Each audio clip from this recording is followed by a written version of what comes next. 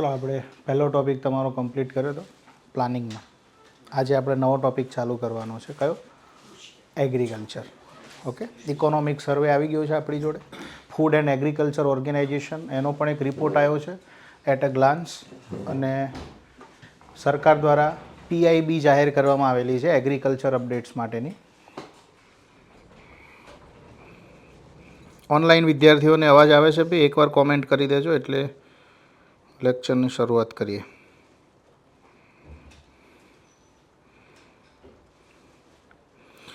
Online વિદ્યાર્થીઓ અવાજ આવે છે? તમે મને જોઈ રહ્યા હોય તો કોમેન્ટ કરજો ભાઈ, તો મને ખબર પડે કે તમે મને જોઈ રહ્યા છો. ઓકે, ચાલો. એગ્રીકલ્ચર સેક્ટરની અંદરથી અપડેટેડ ડેટા બહુ પૂછાય છે. છેલ્લી 3 વર્ષની એક્ઝામના પેપર જોઈ લેવાની છૂટ છે.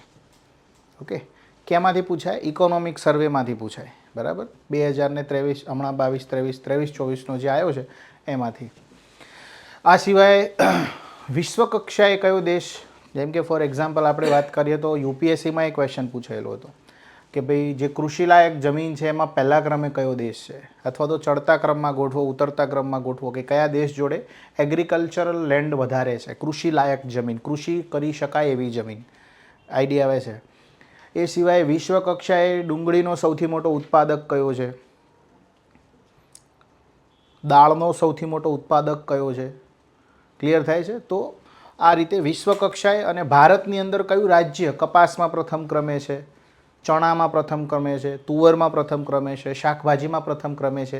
આ ડેટા દર વર્ષે ચેન્જ થતા હોય છે. અમુક તો ફિક્સ છે. જેમ કે કપાસની વાત કરું તો એક વખતે મહારાષ્ટ્ર પ્રથમ હતું, આ વર્ષે ગુજરાત પ્રથમ છે. તો આ ડેટા જે છે એ ચેન્જ થતો રહેશે, પણ આપણે આ એગ્રીકલ્ચરના ડેટા છે એને આપણે જોતા જઈશું. ખાલી એગ્રીકલ્ચર પ્રોડક્શનના ડેટા નથી, એગ્રીકલ્ચર એક્સપોર્ટના પણ ડેટા છે, એગ્રીકલ્ચર ઇમ્પોર્ટના પણ ડેટા છે. એટલે તમને આવનારી પરીક્ષાઓમાં ઇવન એવું જરૂરી નથી કે GPSC, આવનારી CCEમાં પણ પૂછાય. ઓકે, હવે આ લોકો લેવલ ત્યાં સુધી જ લઈ ગયા છે. ઓકે, એટલે હું જે આજે આખો લેક્ચર લખ જ કરવાનું છે, તૈયારી રાખજો. ક્લિયર થાય છે? બધા ડેટા લખાઈ દઈશ એટલે આપણે 12 મહિના સુધી શાંતિ. કોઈ નવો ડેટા આવે કોઈ ચિંતા નહીં. યસ, કોઈ નવો રિપોર્ટ કોઈ વિભાગ દ્વારા બહાર પાડવામાં આવે છે. જેમ કે ગઈ વખતે તમે જોતા હશો ઇકોનોમિક સર્વેમાં દૂધ ઉત્પાદક રાજ્ય પહેલું UP હતું, પણ હમણાં જે રિપોર્ટ આવે એમાં રાજસ્થાન છે. તો એ આપણે જોતું રહેવું પડે, એ હાઇલાઇટેડ રિપોર્ટ કહેવાય. ક્લિયર થાય છે? પણ એઝ ઓફ નાઉ આજે ફેબ્રુઆરી 2024ની અંદર આપણે જે કરી રહ્યા છે અત્યાર સુધીનો પરફેક્ટ ડેટા છે. ડેટાનો સોર્સ કયો છે? તો ફૂડ એન્ડ એગ્રીકલ્ચર ઓર્ગેનાઇઝેશન, એનો એક રિપોર્ટ છે એટ અ ગ્લાન્સ 2022, હમણાં પબ્લિશ થયો 2024માં, એનો રિપોર્ટ છે. બીજું ઇકોનોમિક સર્વે 2023-24, અને બીજું, અને ત્રીજું સરકાર દ્વારા જે PIB જાહેર કરવામાં આવે છે એગ્રીકલ્ચર અપડેટ્સ બાબતની, એ આ વસ્તુને આપણે ધ્યાનમાં રાખી અને ડેટા આપણે લખીશું.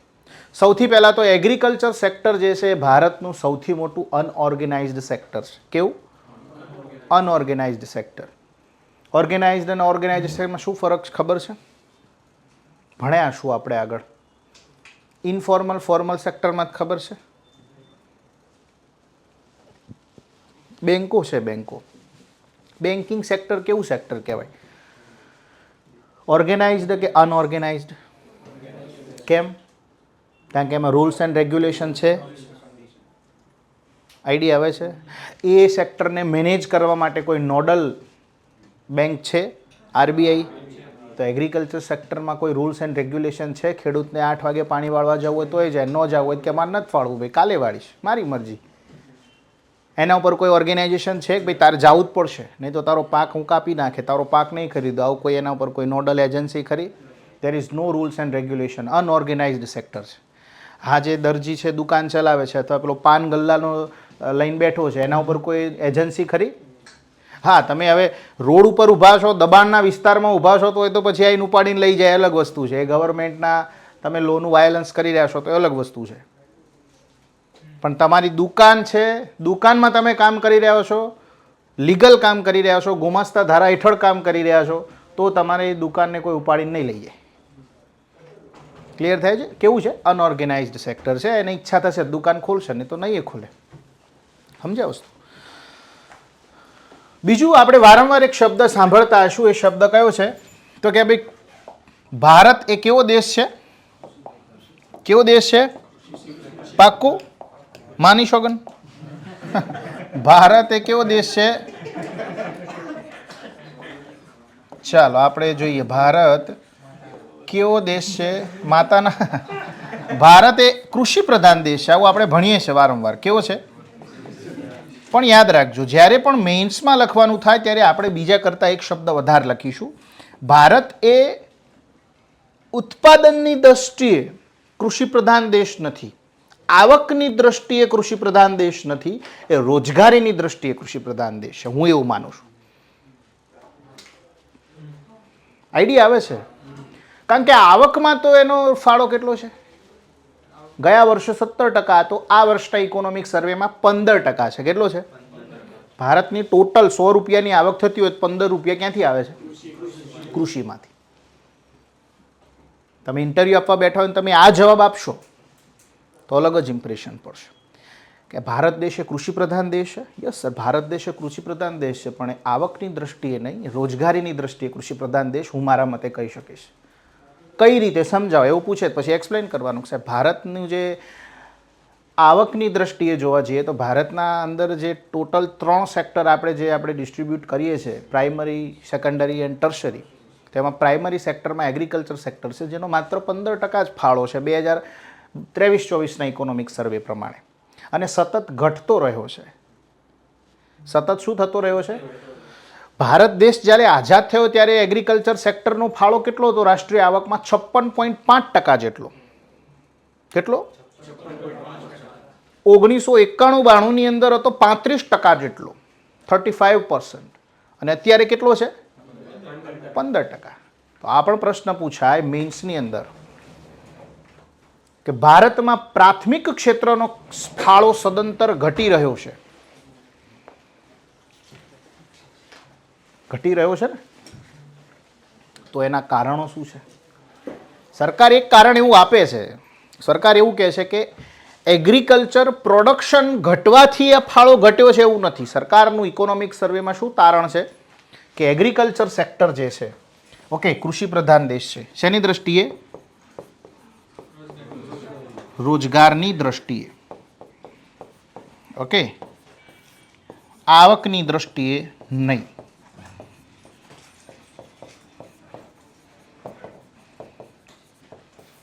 ઓકે, 1951 આજુબાજુ આપણે જો વાત કરીએ તો 56.5% આજુબાજુ ફાળો હતો.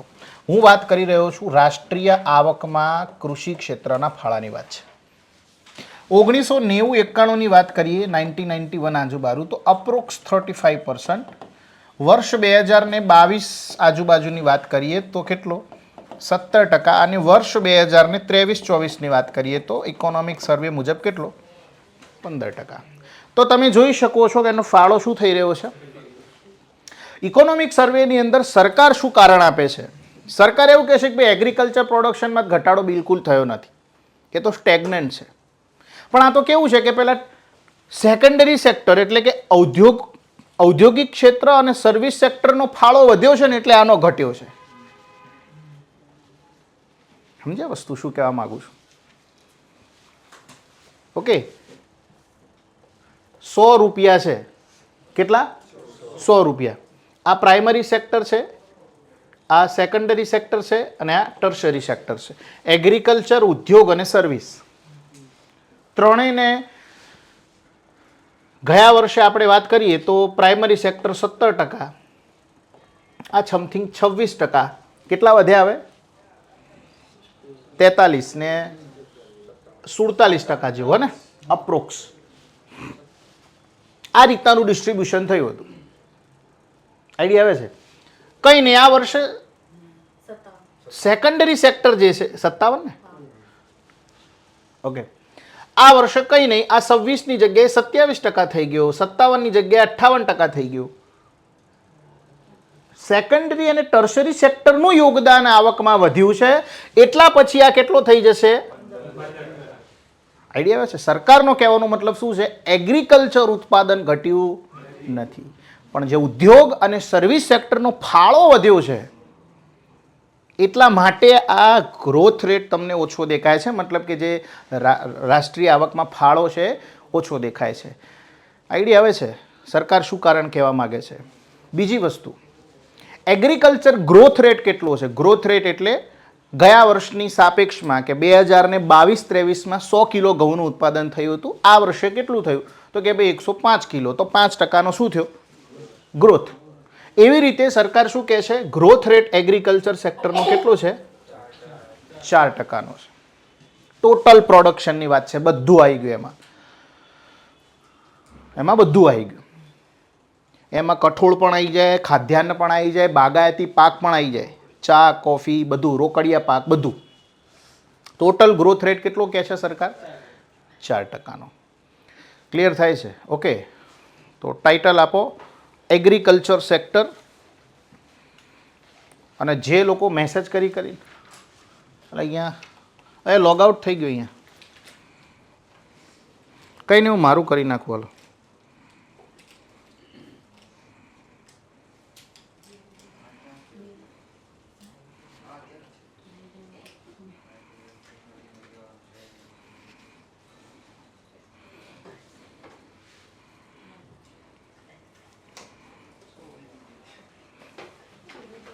ટાઇટલ આપો એગ્રીકલ્ચર સેક્ટર.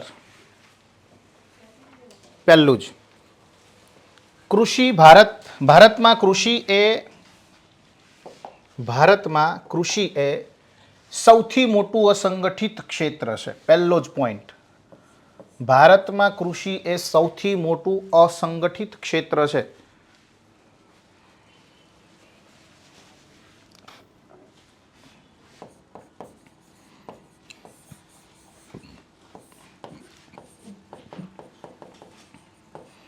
સૌથી મોટું અસંગઠિત ક્ષેત્ર છે. બીજું, ભારતમાં સૌથી વધુ રોજગાર આપતું ક્ષેત્ર હોય તો પણ કયું? ભારતમાં સૌથી વધુ રોજગાર આપતું ક્ષેત્ર પણ કયું છે? એગ્રીકલ્ચર છે. ચાલો, બીજો પ્રશ્ન. એગ્રીકલ્ચર એ રાજ્ય સૂચિનો વિષય છે, કેન્દ્ર સૂચિનો વિષય છે કે સંયુક્ત યાદીનો વિષય છે? એગ્રીકલ્ચર પોલિટીમાં ભણ્યા છો. એગ્રીકલ્ચર એ રાજ્ય સૂચિનો વિષય છે. શેનો છે? યાદ રાખીશું, કૃષિ એ રાજ્ય સૂચિનો વિષય છે. આપણે એક પણ ફેક્ટ નહીં છોડીએ ભાઈ. ઓકે, પણ તમને પૂછાય કરાર આધારિત કૃષિ. કઈ કૃષિ? કરાર આધારિત કૃષિ એટલે કોન્ટ્રાક્ટ ફાર્મિંગ. તો એ પાછો સંયુક્ત યાદીનો વિષય છે. કોનો છે? અર્થાત કોન્ટ્રાક્ટ ફાર્મિંગના સંબંધમાં જો કાયદો બનાવવો હોય તો કેન્દ્ર અને રાજ્ય બે બનાવી શકે, પણ એગ્રીકલ્ચર સ્પેસિફિક કોઈ કાયદો બનાવવો હોય તો કોણ બનાવી શકે? તો સરકારે પહેલા 3 કાયદા પસાર કર્યા હતા એગ્રીકલ્ચરના. તો એમાં એક કોન્ટ્રાક્ટ ફાર્મિંગ રિલેટેડ હતા. તો એટલા માટે કેન્દ્ર સરકારે પસાર કર્યા. કેન્દ્ર સરકાર એનું રીઝન શું આપતી હતી? કોન્ટ્રાક્ટ ફાર્મિંગનું. અને એ કોનો વિષય છે? સંયુક્ત યાદી, કોન્કરન્ટ લિસ્ટનો વિષય છે. ઓકે, એગ્રીકલ્ચરમાં બીજું લખો.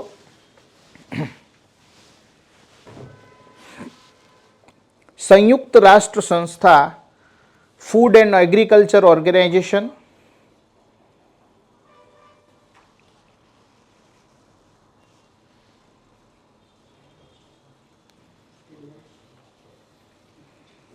ફૂડ એન્ડ એગ્રીકલ્ચર ઓર્ગેનાઇઝેશન તથા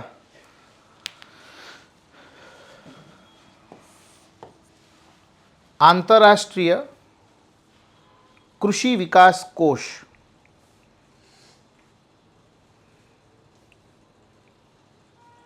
ઇન્ટરનેશનલ એગ્રીકલ્ચર ડેવલપમેન્ટ ફંડ, ઇંગ્લિશમાં શું કહીશું? International agriculture development fund. આમના દ્વારા કૃષિ દશક જાહેર કરવામાં આવેલો છે. કૃષિ દશક કયા સમયગાળાને કૃષિ દશક તરીકે જાહેર કરવામાં આવેલો છે. તો આ લોકોએ જાહેર કર્યો છે 2019 થી 2023 જે વર્ષ છે ને એ કૃષિ દશક 2019 થી 2023 સમયગાળાને કૃષિ દશક જાહેર કરવામાં આવેલો છે. નેક્સ્ટ ફેક્ટ લખીશું. ખેતીને ઉદ્યોગનો દરજ્જો આપનારું ભારતનું પ્રથમ રાજ્ય કયું છે? બોલો, કોઈ કહેશે? ખેતીને ઉદ્યોગનો દરજ્જો આપનારું ખેતીને ઉદ્યોગનો દરજ્જો આપનારું પ્રથમ રાજ્ય કયું છે?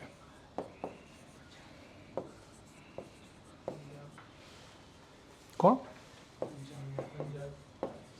પાકું? કોણ આવશે ભાઈ? મહારાષ્ટ્ર. માઝા અનિલ આહે. મહારાષ્ટ્ર છે. કયું છે? આતામાજી સટકલી. ખેતીને ઉદ્યોગનો દરજ્જો આપનારું પ્રથમ રાજ્ય છે મહારાષ્ટ્ર. ઓકે, ચલો.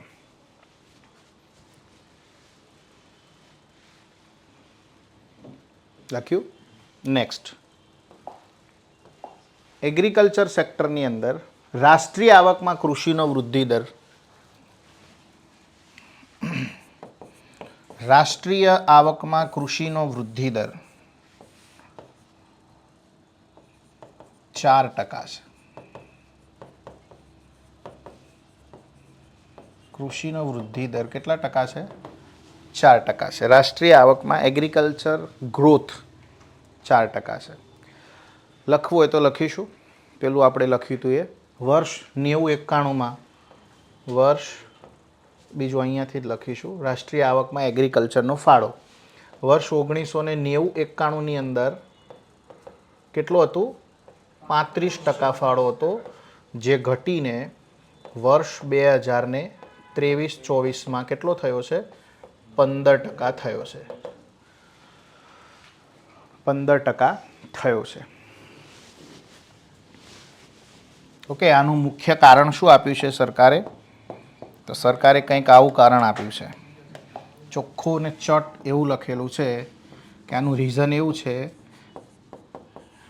રેપિડ એક્સપાન્શન ઓફ, ઝડપથી એક્સપાન્શન વિસ્તરણ થઈ રહ્યું છે. કોનું? Industrial sector and service sector in, એક શબ્દ અહીંયા લખું છું, GVA. આનો મતલબ થાય ગ્રોસ વેલ્યુ એડેડ. સમજાઈશ. આનું ચેપ્ટર આખું આવશે રાષ્ટ્રીય આવકનું. એમાં જીડીપી અને જીવીએ વચ્ચે શું ડિફરન્સ છે આપણે સમજીશું. હાલ પૂરતું યાદ રાખો, રાષ્ટ્રીય આવકમાં ઇન્ડસ્ટ્રીયલ સેક્ટર અને સર્વિસ સેક્ટરનો ફાળો વધી રહ્યો છે, તો આનો શું થઈ રહ્યો છે? ઘટી રહ્યો છે. ઓકે, ગ્રોસ વેલ્યુ એડેડ આનું પૂરું નામ છે, ગ્રોસ વેલ્યુ એડેડ. ઓકે, આનું મુખ્ય રીઝન સરકારે કંઈક આવું બતાવ્યું છે. બીજું યાદ રાખીશું, કદાચ તમને જીપીએસસી કે કોઈ બી સીસીની એક્ઝામમાં સ્ટેટમેન્ટ સ્વરૂપે પૂછી નાખે. યાદ રાખીશું, વર્લ્ડ જીડીપી જે છે, વિશ્વનો જે જીડીપી છે, એટલે કે વિશ્વની જે આવક થઈ રહી છે રાષ્ટ્રીય આવક, એમાં પણ કૃષિ ક્ષેત્રનો ફાળો ઘટ્યો છે. શું થયું છે? એમાં પણ કૃષિ ક્ષેત્રનો ફાળો શું થયો છે ભાઈ? ઘટ્યો છે. ક્યાં ઘટ્યો, ક્યાં વધ્યો, બધું યાદ રાખજો. સ્ટેટમેન્ટમાં લોકો વિધાન સ્વરૂપે પ્રશ્નો આવે છે, એ આ રીતના સ્ટેટમેન્ટ હશે ને તો જ યાદ, તો જ સોલ્વ થશે. ક્લિયર થાય છે? ઓકે,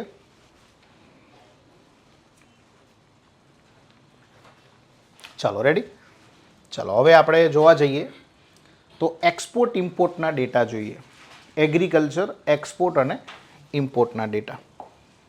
સૌથી પહેલાં આપણે ડેટા જોઈએ એક્સપોર્ટના ડેટા. એગ્રીકલ્ચર એક્સપોર્ટની અંદર આ વર્ષે શું આપણે સૌથી વધુ એક્સપોર્ટ કર્યું છે ભાઈ? આપણે એક્સપોર્ટ શું કર્યું છે? સૌથી વધુ એક્સપોર્ટ આપણે એગ્રીકલ્ચરની વાત છે, સ્પેસિફિકલી ટોટલ એક્સપોર્ટની વાત નથી. કૃષિ ક્ષેત્રમાંથી કઈ પ્રોડક્ટ એવી છે જે આપણે સૌથી વધુ વિદેશમાં નિકાસ કરી છે? ઘઉં તો પહેલાં 3-4માંય નહીં. ચોખા. શું છે? ચોખા. ભારત સૌથી વધુ પહેલા નંબરે નિકાસ એગ્રીકલ્ચર એક્સપોર્ટમાં કયા છે? ચોખા. બીજા નંબરે યાદ રાખીશું સામુદ્રિક ઉત્પાદ. સામુદ્રિક ઉત્પાદ એટલે બધું આવી જાય એમાં, માછલી, ઝીંગા, કોરલ વગેરે. સામુદ્રિક ઉત્પાદનની અંદર બધું આવી જાય. બીજા નંબરે છે સામુદ્રિક ઉત્પાદન. ઓકે. ત્રીજા નંબરે છે ખાંડ, સુગર. ત્રીજા નંબરે કયું છે? ખાંડ. આપણે 3 યાદ રાખીશું તો એ બહુ છે. ઓકે. ત્રીજા નંબરે છે ખાંડ અને ચોથા નંબરે છે મસાલા. પણ આપણે યાદ 3 જ રાખવાના. કયા મસાલા? આપણે પાતરીના નહીં, પેલા મસાલા, ગરમ મસાલા, ઇલાયચી, એ બધા મસાલામાં જ આવે. ઇલાયચી આવે, ઓકે, કાળા મરી આવે, એ બધું. બાબુ ઇલાયચી નહીં. ઓકે. એક્સપોર્ટની વાત કરી. ચાલો હવે આપણે ઇમ્પોર્ટ પર આવીએ. ભારતે સૌથી વધુ ઇમ્પોર્ટ શું કર્યો છે? બોલો હડો. એગ્રીકલ્ચરની જ વાત છે. ઓકે. ફરીથી કહું છું, આપણે ડિસ્કસ કરી રહ્યા છે એગ્રીકલ્ચર. હવે ચાલો હું તમને એક હિન્ટ આપું. સવારે ઉઠો એટલે પહેલાં શું જોવે? ચાની હારે શું જોવે? નાસ્તામાં શું હોય? આમ લગભગ શું હોય?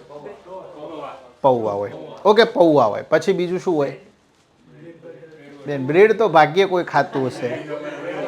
પછી થેપલા જોવે. થેપલા હેમાં તળાય? પૌવા હેમાં વઘારાય? તેલમાં વઘારાય ને. ઓકે. કોઈ એવી વસ્તુ વેજીટેરિયન બતાવો અથવા નોન વેજીટેરિયન, તેલ વગર હાલે હે? ઓકે.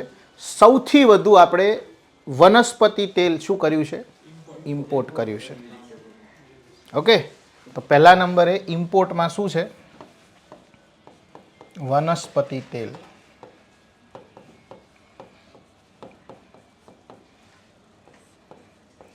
પહેલા નંબરે છે ઇમ્પોર્ટમાં વનસ્પતિ તેલ.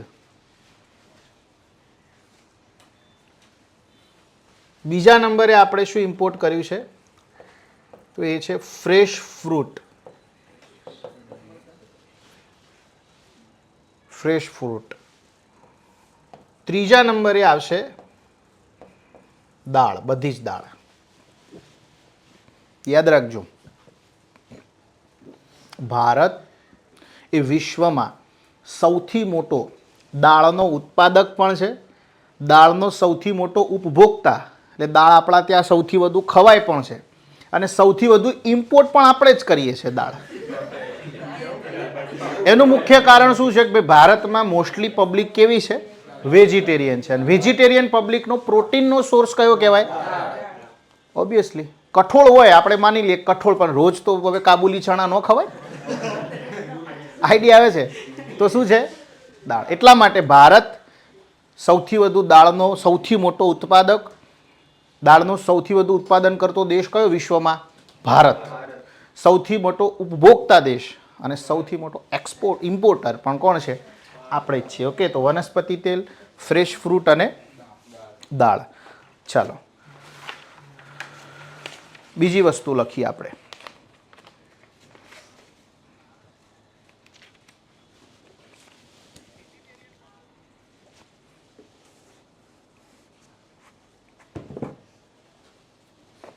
નેક્સ્ટ, જીવીએમાં જીવીએ એટલે ગ્રોસ વેલ્યુ એડેડ એક પોઈન્ટ એન્ટર કરીશું. આ ગયા વર્ષના ઇકોનોમિક સર્વેનો ડેટા છે, but yes as it is જ છે. જીવીએમાં લોજિંગ એટલે લાકડું કાપવું, LOGGING, ફોરેસ્ટ્રી એન્ડ લોજિંગ, લાકડું કાપવાનો જે ઉદ્યોગ છે ને એની વાત છે. ઓકે, જીવીએમાં ફોરેસ્ટ્રી એન્ડ ઓકે આ ઉદ્યોગની અંદર ફોરેસ્ટ્રી એન્ડ લોજિંગ ઉદ્યોગમાં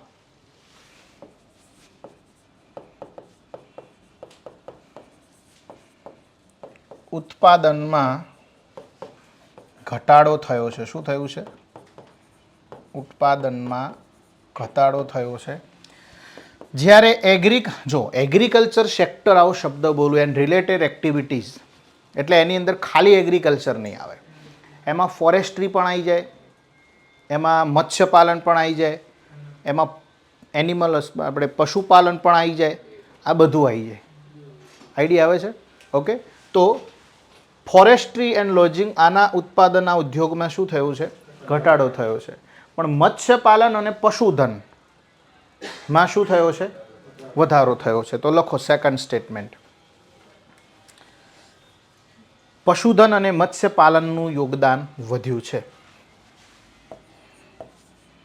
પશુધન અને મત્સ્યપાલન નું યોગદાન વધ્યું છે. ઓકે, પછી લખો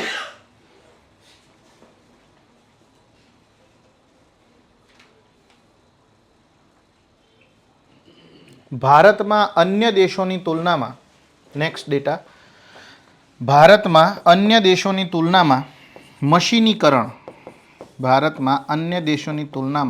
મશીનીકરણ ઘણું ઓછું છે. એટલે કે 40 થી 45% મશીનીકરણ છે ભારતમાં. અર્થાત હજુ પણ 55% આસપાસ લોકો મેન્યુઅલી ખેતી કરે છે, મતલબ હળ દ્વારા કોઈ ટેકનોલોજીનો ઉપયોગ હજી પણ નથી કરતા, મશીનરીનો ઉપયોગ નથી કરતા.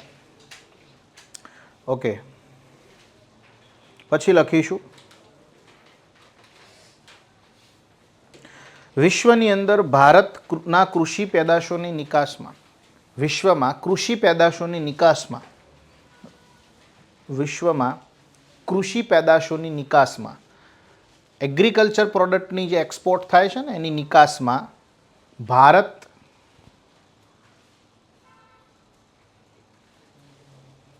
હિસ્સેદારી 3.1% છે.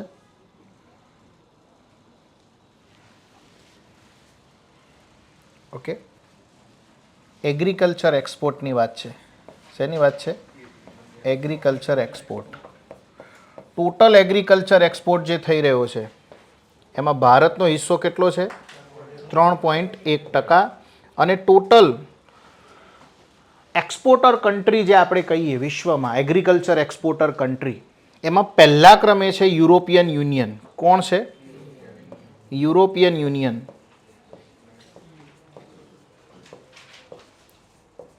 સૌથી વધુ એક્સપોર્ટ કરે છે યુરોપિયન યુનિયન. અને ભારત છે એ 9મા ક્રમે છે.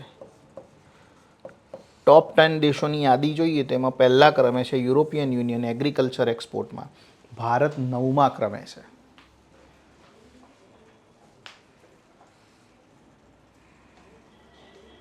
ક્લિયર થાય છે? Okay, next point edible oil.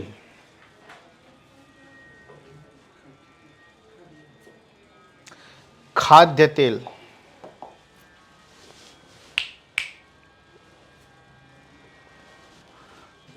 તેલ.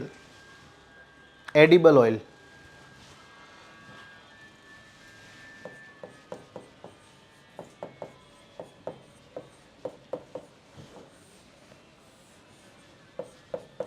લખો ભારતમાં વર્ષ 2015-16 થી 2020-21 વચ્ચે ભારતમાં 2015-16 2021 વચ્ચે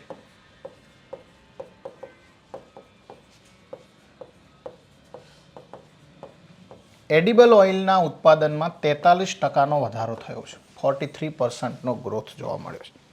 43%નો વધારો પડ્યો છે. તેલીબિયાનું ઉત્પાદન 43%નો વધારો થયો છે. અને તોય સૌથી વધુ ઇમ્પોર્ટ કરીએ છીએ આપણે. તેલીબિયાના ઉત્પાદનમાં કેટલો વધારો થયો? તેલીબિયા એટલે બધું આવી ગયું એમાં. મગફળી પણ તેલીબિયું કહેવાય, સોયાબીન પણ તેલીબિયું કહેવાય, સરસવ, એરંડા, રઈ, રાગી, બધું. ક્લિયર થાય છે? ઓકે. સોયાબીન, સનફ્લાવર, ક્લિયર થાય છે? તો એ આપણે વિશ્વમાં ઇમ્પોર્ટ કરીએ છીએ. આપણા હાઈએસ્ટ એગ્રીકલ્ચર ઇમ્પોર્ટ કઈ છે? વનસ્પતિ તેલ. ઓકે, લખો. ભારત વનસ્પતિ તેલનો સૌથી મોટો આયાતકાર દેશ છે તથા વિશ્વનો. ભારત એ વનસ્પતિ તેલનો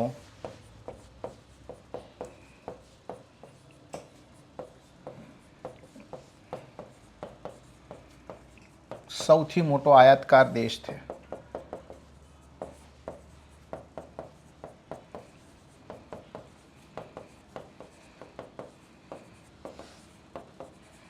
તથા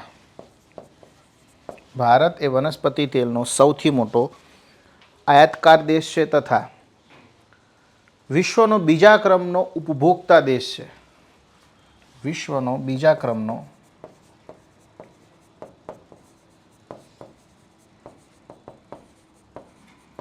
ઉપભોક્તા દેશ છે.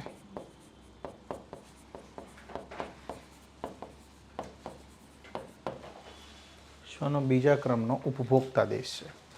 ઉપભોક્તા એટલે ખાવાવાળો. સવારે ઉઠતે ત્યારથી ચાલુ થાય ભજીયા, thepla,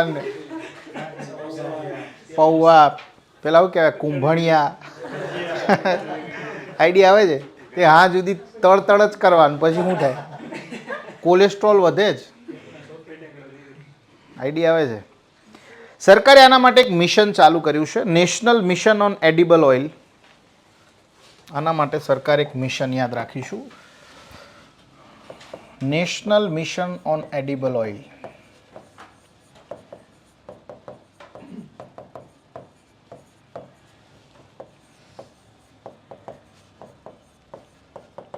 national mission on edible oil. Okay. Edible oil ખાવાના તેલમાં બીજા કોનો સમાવેશ થાય? પેલું તેલ લગાવો છો માથામાં, ખોપરેલ ઉપર ક્યાંય એવું નહીં લખેલું કે એ બાલમાં લગાવવા માટે છે. વાંચજો, એના પર ચોખ્ખા શબ્દોમાં લખેલું છે એડિબલ ઓઇલ. એ ખાવા માટેનું તેલ છે. સમજ્યા વસ્તુ? ક્યાં એ લખ્યું નથી કે આ હેર ગ્રોથ માટે છે અથવા તો બાલ માટે છે, એમ ઇન શોર્ટ. એનું મુખ્ય કારણ એ છે કે કોસ્મેટિકમાં ટેક્સ વધારે છે. જો એ લોકો હેર માટેનું ઓઇલ લખે તો એના પર ટેક્સ વધી જાય, એને મોંઘું થઈ જાય. ક્લિયર થાય છે? પણ એડિબલ ઓઇલ ઉપર હજુ એટલો ટેક્સ નથી as compare to cosmetic product. Okay, એટલા માટે એ લોકો એડિબલ ઓઇલ જ રાખે છે. ઓકે, સરકારને આ બધી ખબર જ છે. ઓકે, આ મિશનની જે છે શરૂઆત 2021માં થઈ હતી અને કેટલાક લક્ષ્યાંકો યાદ રાખીશું. ખાવાનું તેલ એડિબલ ઓઇલ, એમાં આપણે કેટલાક લક્ષ્યાંકો યાદ રાખીશું. એટલે હજુ આની ઘોષણા 2021માં થઈ છે. હવે આને લાગુ હજુ કર્યું નથી સરકારે. બધું નક્કી કરી નાખે છે, લાગુ નહીં કરતા. લખીશું આપણે વન બાય વન. આનો ઉદ્દેશ્ય શું છે, હેતુઓ શું છે. પહેલો જ હેતુ છે ઘરેલું ખાદ્ય તેલની કિંમતોમાં ઘટાડો કરવો. પહેલો ઉદ્દેશ્ય શું છે? ઘરેલું ખાદ્ય તેલની કિંમતોમાં ઘટાડો કરવો. ઘટ્યું ભાઈ ખાદ્ય તેલની કિંમતો?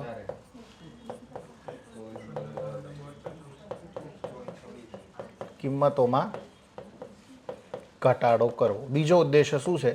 બીજો ઉદ્દેશ્ય છે તેલની આયાત ઘટાડવી. વનસ્પતિ તેલની આયાત ઘટાડવી. નેક્સ્ટ એક છે એ લખો, વર્ષ 2025 સુધી 2025-26 સુધી પામ તેલનું ઉત્પાદન, કેમ નહીં લખતા નહીં તો લખો, વર્ષ 2025-26 સુધી પામ તેલનું ઉત્પાદન 3 ગણું કરવું. ડેટા કયો છે? 2025-26 સુધી પામ તેલનું ઉત્પાદન 3 ગણું કરવું અને વર્ષ 2025-26 સુધી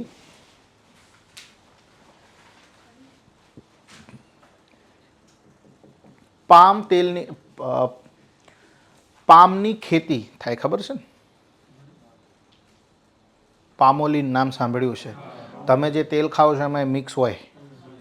ઓકે, 100% પ્યોરિટી તો હવે નહીં મળે, પ્યોરિટીવાળું મળીએ છે પણ એ મોંઘું પડે. આવ્યા છે માર્કેટમાં અત્યારે 2-3 જણા યુટ્યુબમાં એ જ કરે છે.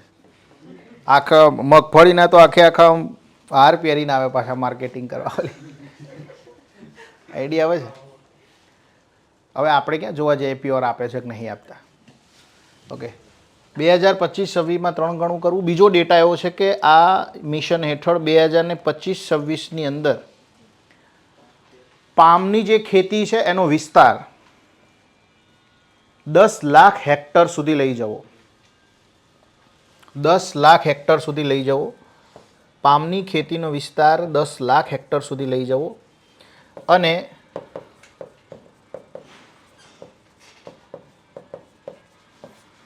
2029-30 સુધીમાં આ વિસ્તારને 16.7 લાખ હેક્ટર સુધી લઈ જવો.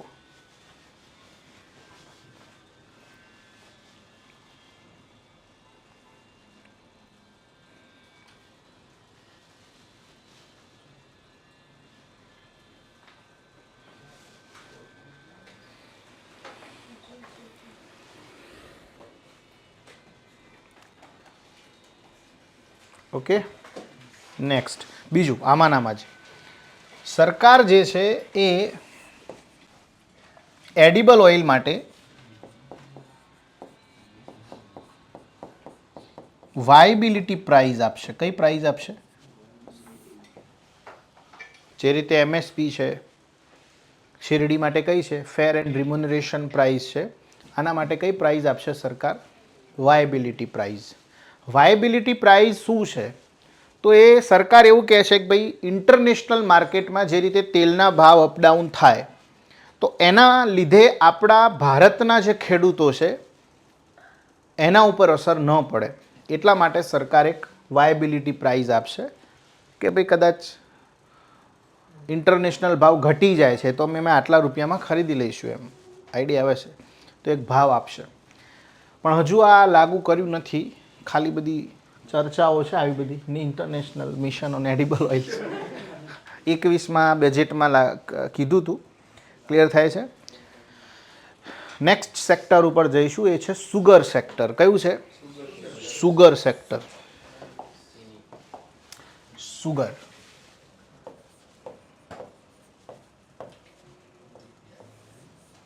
લખીશું પહેલો જ પોઈન્ટ. સુગર સેક્ટરમાં ભારતમાં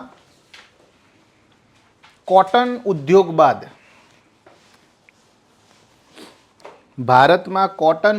બાદ બીજી સૌથી મોટી એગ્રો બેઝડ ઇન્ડસ્ટ્રી છે શુગર ઇન્ડસ્ટ્રી છે.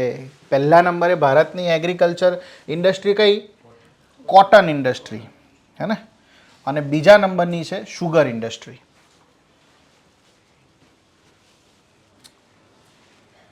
ભારત, બીજો મુદ્દો, ભારત ખાંડનો વિશ્વનો સૌથી મોટો ઉપભોક્તા દેશ છે. હોય જ ને ભાઈ, નહીં? રોજ દાળો કે ઘર એવું નહીં ચા નહીં બનતી હોય, બોલો નહીં? વિશ્વનો સૌથી મોટો ઉપભોક્તા દેશ.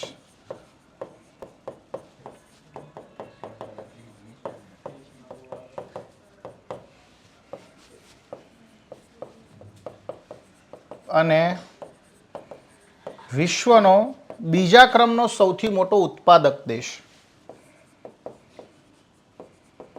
બીજા ક્રમનો સૌથી મોટો ઉત્પાદક દેશ, સૌથી મોટો ઉત્પાદક દેશ. ઓકે, પહેલા ક્રમે કોણ હશે? તો બ્રાઝિલ. કોણ છે? શેરડીના ઉત્પાદનમાં કયો કે ખાંડના ઉત્પાદનમાં કયો? પહેલા ક્રમે બ્રાઝિલ છે અને બીજા ક્રમે છે ભારત.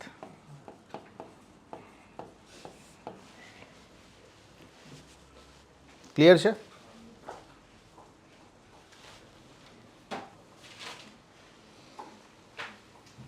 ચાલો, હવે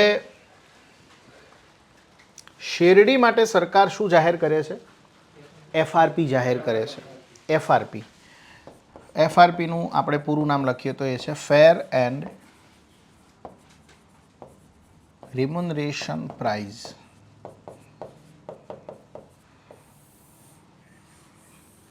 હવે એફઆરપી જે છે એની ભલામણ કોણ કરે છે? તો એક સંસ્થા છે જેનું નામ છે CACP, commission four agriculture cost and price. સંસ્થાનું નામ છે જે ભારત સરકારને શું કરે છે?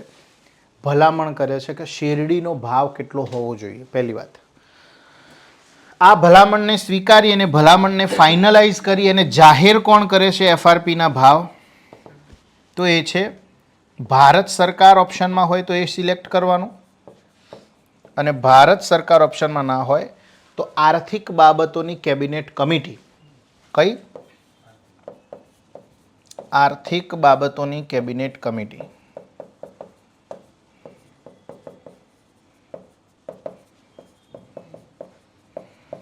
નેક્સ્ટ, ભલામણ કરી જાહેર કરે છે ભાવ, પણ ભાવની ચૂકવણી કોણ કરે છે?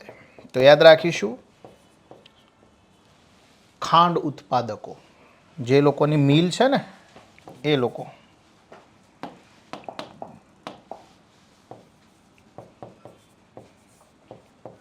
અહીંયા સરકાર ચૂકવણી કરે છે ભાઈ? ના. ક્લિયર થાય છે? ઓકે, હવે અપડેટ શું લખવાની છે આમાં? અપડેટ એ લખવાની છે કે છેલ્લા 10 વર્ષમાં એફઆરપીના જે ભાવ સરકાર જાહેર કરે છે એ બમણા થઈ ગયા છે. કેટલા? ડબલ થઈ ગયા છે. ઓકે, આજથી 10 વર્ષ પહેલાં સરકાર ભાવ જાહેર કરતી હતી, માની લો કે 500 રૂપિયા, તો અત્યારે કેટલા થઈ ગયા છે? 1000 રૂપિયા. ઓકે, તો એફઆરપીના ભાવમાં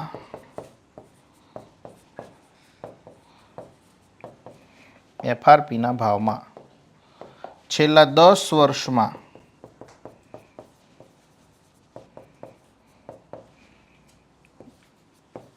એફઆરપીના ભાવમાં ને એફઆરપીના ભાવ છેલ્લા 10 વર્ષમાં બમણા થયા.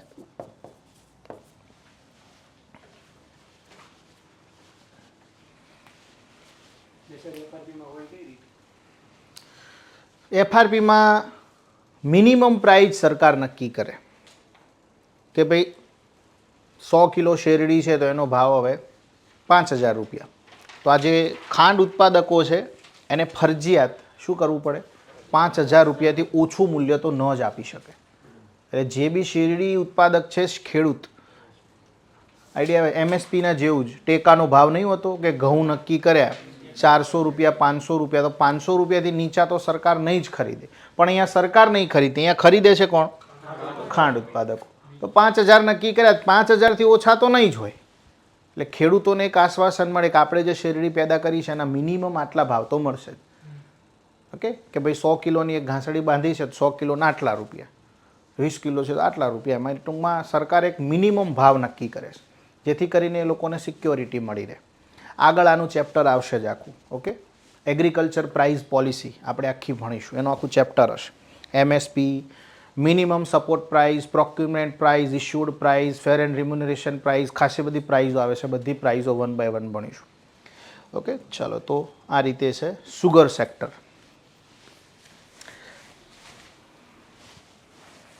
પછી લખીશું એગ્રીકલ્ચર ક્રેડિટ. શું લખીશું? Agriculture credit.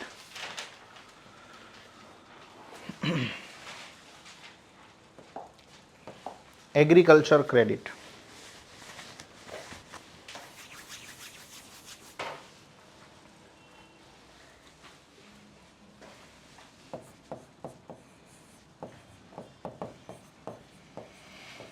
એગ્રીકલ્ચર ક્રેડિટ બાબતે એક મહત્વની યોજના છે જેનું નામ છે કિસાન ક્રેડિટ કાર્ડ. કઈ યોજના છે?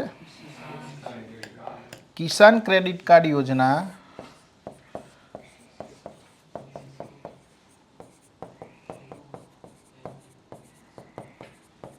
કિસાન ક્રેડિટ કાર્ડ જે છે ભાઈ, એની શરૂઆત તમને ખબર હશે ક્યારે થઈ છે? 1998. અને સમિતિ યાદ રાખવાની આરવી ગુપ્તા સમિતિની ભલામણથી. આટલું યાદ રાખવાનું. સરકાર શું કહે છે અપડેટમાં? સરકાર કંઈ કહેતી નથી, એટલું જ કહે છે કે અમે 2018-19ની અંદર આ કિસાન ક્રેડિટ એડમાં ખાલી ખેડૂતો જ એડ થઈ શકતા હતા. ઓકે, પણ 2018-19થી કિસાન ક્રેડિટ કાર્ડમાં જે મત્સ્ય પાલન કરે છે એ લોકો અને જે લોકો પશુપાલન કરે છે એ લોકો, જરૂરી નથી કે જે ખેતી કરતો હોય એ જ પશુપાલન કરતો હોય. ઘણા ખેડૂતો એવા છે કે ઘઉં, બાજરી, ચોખા કંઈ વાવતા નથી, ખાલી ઘાસચારો જ વાવે છે પશુપાલન માટે, કારણ કે એમનો મેઇન ધંધો છે પશુપાલન. આઈડિયા આવે છે? તો સરકારે શું કીધું 2018-19માં પશુપાલન કરતા ખેડૂતો અને મત્સ્યપાલન કરતા ખેડૂતો આમને પણ જે છે કિસાન ક્રેડિટ કાર્ડ આપવામાં આવશે. કિસાન ક્રેડિટ કાર્ડના લાભાર્થી બનાયા. આ વર્ષ યાદ રાખજો, 2018-19 પૂછાઈ શકે.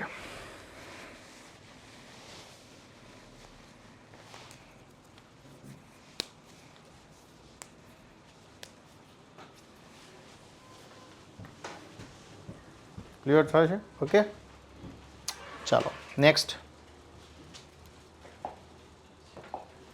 લખાઈ ગયું? પછી છે સિંચાઈ, વોટર એન્ડ ઇરિગેશન. સરકાર એવું કહે છે કે પાણી જે ટોટલ જથ્થો છે ને ભાઈ આપણો ભારતમાં જે યુઝ થઈ રહ્યું છે પાણી, આ પાણીના 80% પાણી એ એગ્રીકલ્ચર ઇનપુટ્સ માટે વપરાય છે. કેટલું? 80% વોટર એગ્રીકલ્ચર ઇનપુટ માટે વપરાય છે, એટલે કૃષિ માટે વપરાય છે.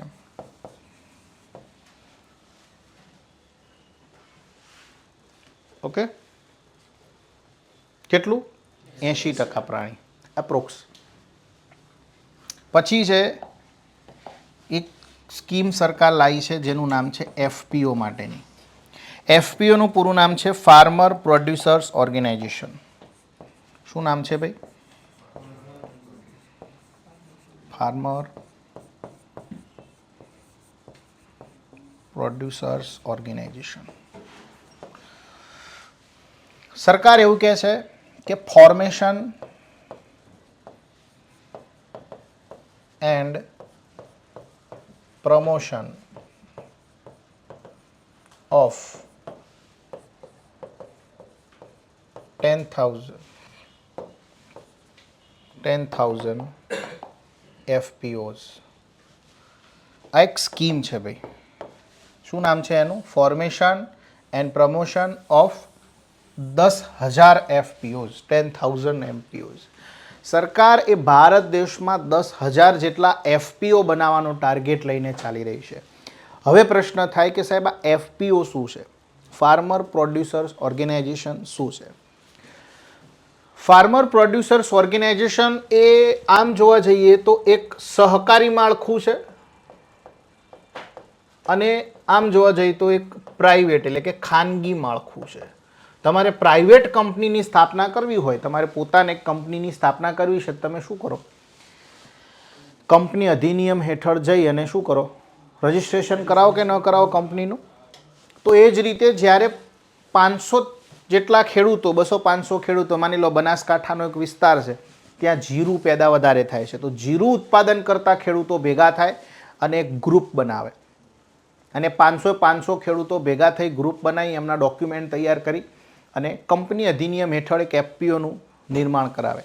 તો આ શું થયું? પ્રાઇવેટ કંપની થઈ કે ના થઈ? પણ એ કંપનીના માલિક બધાએ છે. 500 એના શું છે? માલિકો. 500 એના સદસ્યો છે. તો આ કેવું માળખું થયું? સહકારી, એકબીજાના સહકારથી તૈયાર કરેલું. તો યાદ રાખીશું એફપીઓ શું છે? સહકારી અને પ્રાઇવેટ બંને સ્ટ્રક્ચરનું મિક્સચર છે. એફપીઓની અંદર પણ જે રીતે કંપનીમાં મેનેજમેન્ટ થતું હશે એ જ રીતે હાયરકી હશે. એફપીઓમાં પણ સીઈઓ હશે. નાબાર્ડ છે, પછી નાફેડ છે, આ બધી એજન્સીઓ એ અત્યારે આ સ્કીમ હેઠળ ગ્રાન્ટ આપે છે. આનાથી ફાયદો શું છે? 500 ખેડૂતો એ જીરું વાવે છે, ઉત્પાદન કરે છે. માની લો કે 1000-2000 ટન જીરું થયું, તો એને પછી ત્યાં બનાસકાંઠામાંથી લઈ ઊંઝા આપવા આવવાની જરૂર નથી. એપીએમસીમાં ઊંઝામાં બધા જીરું આપવા આવે છે, ઊંઝા આપવા આવવાની જરૂર નથી. કેમ? ત્યાંનો વેપારી ડીલ કરવા આવશે. આટલું બધું જીરું છે તો તમારે અહીંયા આવવાની જરૂર નથી, વેપારીની ગરજ છે તો આવશે. બોલો ભાઈ ભાવ, ત્યાં હરાજી કરો, 4 વેપારી ત્યાંય હરાજી કરશે. આઈડિયા આવે છે? તો એક તો ટ્રાન્સપોર્ટેશન ખર્ચ બચશે, બાકી તો 500 ખેડૂત છે પોતાનું ટ્રેક્ટર લઈને આવે, 4-5 કોથળા 15 કોથળા લઈને, એમાં પાછું ડીઝલ બળે, ટાઈમ આખો દિવસ બગડે, પાછા વચેટિયાઓ તો ખરા જ, પાછા અલગ અલગ મૂલ્ય, અલગ અલગ ચાર્જ પાછા એપીએમસીમાં આપવાના હોય, ફ્રેટ ચાર્જ ને આ ચાર્જ ને તે ચાર્જ ને. આઈડિયા આવે છે કહેવાનો મતલબ? તો ટ્રાન્સપોર્ટેશન ખર્ચ બચશે, માર્કેટિંગ ખર્ચ બચશે, વચેટિયાઓથી ખેડૂતો બચી શકશે અને એને પાકનું મૂલ્ય એઝ કમ્પેર ટુ એપીએમસી સારું મળશે. ક્લિયર થાય છે? તો એફપીઓનો આ ફાયદો છે. ડન? તો ફાર્મર પ્રોડ્યુસર ઓર્ગેનાઇઝેશનને કેટલી બનાવવાની છે? 10,000. પણ મોસ્ટ ઇમ્પોર્ટન્ટ ક્વેશ્ચન એવો છે ક્યાં સુધીમાં બનાવવાની છે? તો એ યાદ રાખીશું 2027-28 સુધીમાં. 2027-28 સુધીમાં.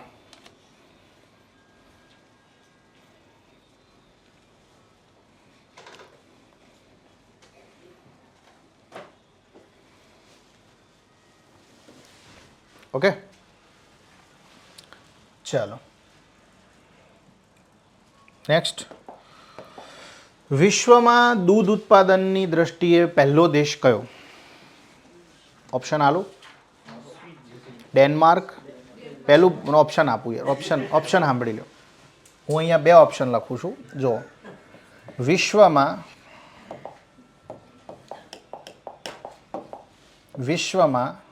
પછી લખજો દૂધ ઉત્પાદન. હવે દૂધ ઉત્પાદનમાં બધું જ આવી ગયું, ગાય, ભેંસ, ગધેડી. અત્યારે તો ગધેડી દૂધનો 1 લીટરનો ભાવ 5-5 હજાર રૂપિયા છે ભાઈ.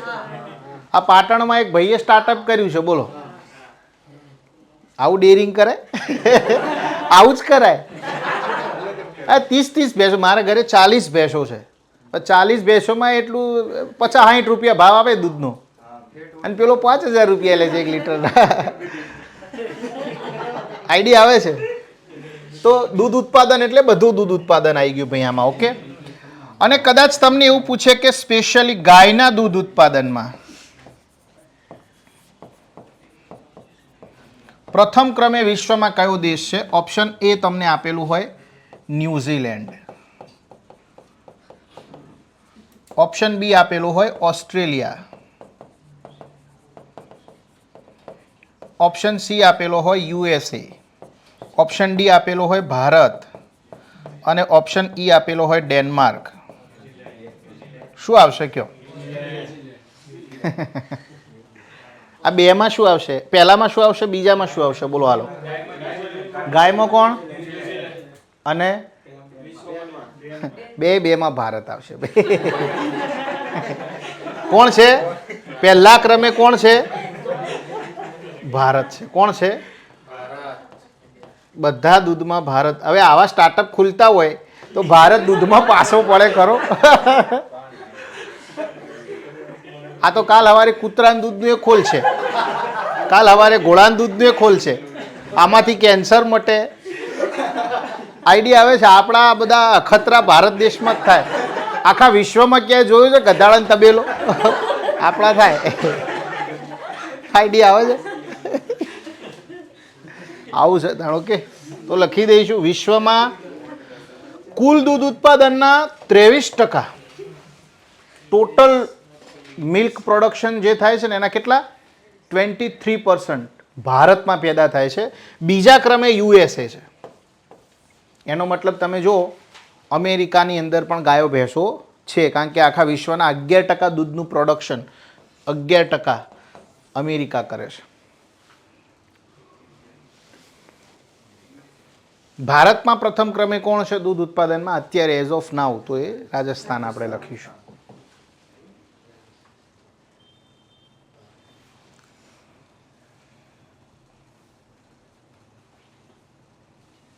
પછી આપીશું food processing sector. Food processing sector.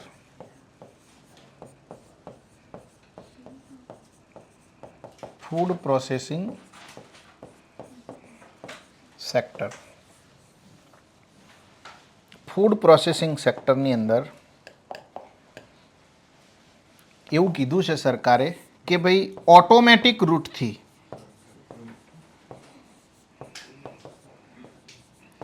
સરકારે એવું બોલું છું વારંવાર, એનું કારણ છે કે આ વિડીયો છે ને કાલે યુટ્યુબમાં મૂકવાનો છે અને કોક પાછો મેસેજ કરે સાહેબ તમે આવું કહેતા હતા. હું નહોતો કહેતો ભાઈ, સરકાર કહેતી હતી. હું બોલું જ છું, તું વિડીયોમાં હોભળ, તું મારો રીલ બનાવીને મને મોકલ. સરકારે આવું કીધું છે, હું નથી બોલ્યો. તારે ડોક્યુમેન્ટ જોઈતું હોય તો હું ડોક્યુમેન્ટ તને PDF ફોર્મમાં મોકલી દઉં. આઈડિયા આવે છે? એટલે હવે ભણાવીશ ને તો હું સોર્સ સહિત બોલીશ કે આ બુકમાં આવું લખેલું છે, NCERTમાં આવું લખેલું છે, આ મારા ઘરની વાત નથી. ક્લિયર થાય છે? ઓકે. ઓટોમેટિક રૂટથી સરકાર એવું કહે છે કે ભાઈ 100% FDI આપણે આપી રહ્યા છે. કેટલા? જો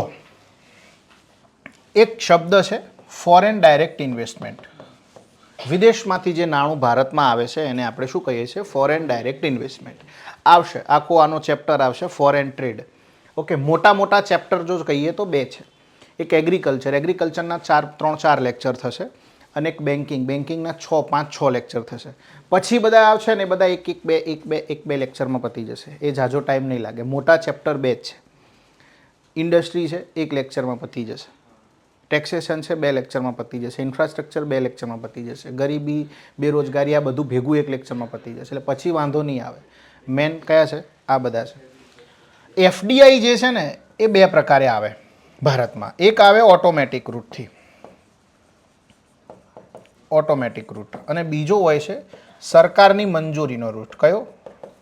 સરકારી મંજૂરીનો રૂટ. પહેલાં અહીંયા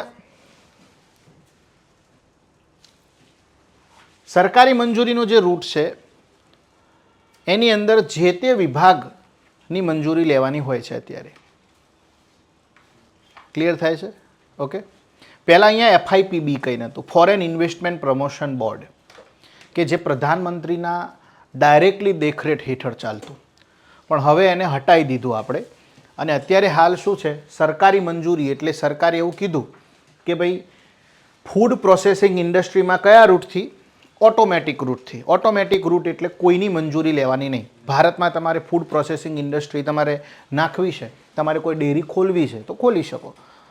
ફોરેનનો કોઈ પણ વ્યક્તિ અહીંયા આવીને ડેરીનું જે છે એક કંપની અધિનિયમ હેઠળ એની નોંધણી કરાવે ને શું કરે? ખોલી શકે. ક્લિયર થાય છે? પણ આમાં સરકાર એવું એ કહે છે કે તમે જો ઈ-કોમર્સથી ધંધો કરવાના હોય, શેનાથી? એટલે કે તમારી પ્રોડક્ટને તમે એમેઝોન છે, ફ્લિપકાર્ટ છે એના માધ્યમથી સેલ કરવાના હોય તો પાછું તમારે સરકારી મંજૂરી લેવી પડશે. FDI મંજૂર કરશે, FDI અલાઉ છે, બટ ઓટોમેટિક રૂટથી નહીં. ક્યારે? ફૂડ પ્રોસેસિંગ સેક્ટરમાં તમારે ઈ-કોમર્સના માધ્યમથી ધંધો કરવો છે તો. અત્યારે તમે જોતા હશો બધા પેકેટ ઈ-કોમર્સ મળે છે ને. બ્લિંકિટમાં જાઓ તો બધા એ છે ફરાળી ચેવડો મળે, સિંગ ભજીયા મળે, બધું મળે. તો એ શું થી? ઈ-કોમર્સના માધ્યમથી ધંધો થયો કે ના થયો? તમારે ખાલી ઓફલાઈન સ્ટોરમાં જ ધંધો કરવો છે તો ઓટોમેટિક રૂટથી 100%ની મંજૂરી છે. ખબર પડે છે? ઓટોમેટિક રૂટને સરકારી મંજૂરીવાળો રૂટ. ઓકે. આની અંદર તો ડેરી આપણું જે મંત્રાલય છે એના પાસે જવાનું મંજૂરી. કોની જોડે જવાનું? તો કે ભાઈ મંત્રાલય, ડેરી મંત્રાલય જોડે. ક્લિયર થાય છે? ઓકે. તો આ ફૂડ પ્રોસેસિંગ સેક્ટરની વાત કરી. પછી આવે છે ઇથેનોલ બ્લેન્ડિંગ પ્રોગ્રામ. બીજું શું લખાયું છે ભાઈ સરકારે? Ethanol blending programme. તમારું પેટ્રોલ આવે છે ને ભાઈ એ આમનામ નથી આવતું, એમાં શું મિક્સચર હોય છે? ઇથેનોલ. Ethanol blending programme.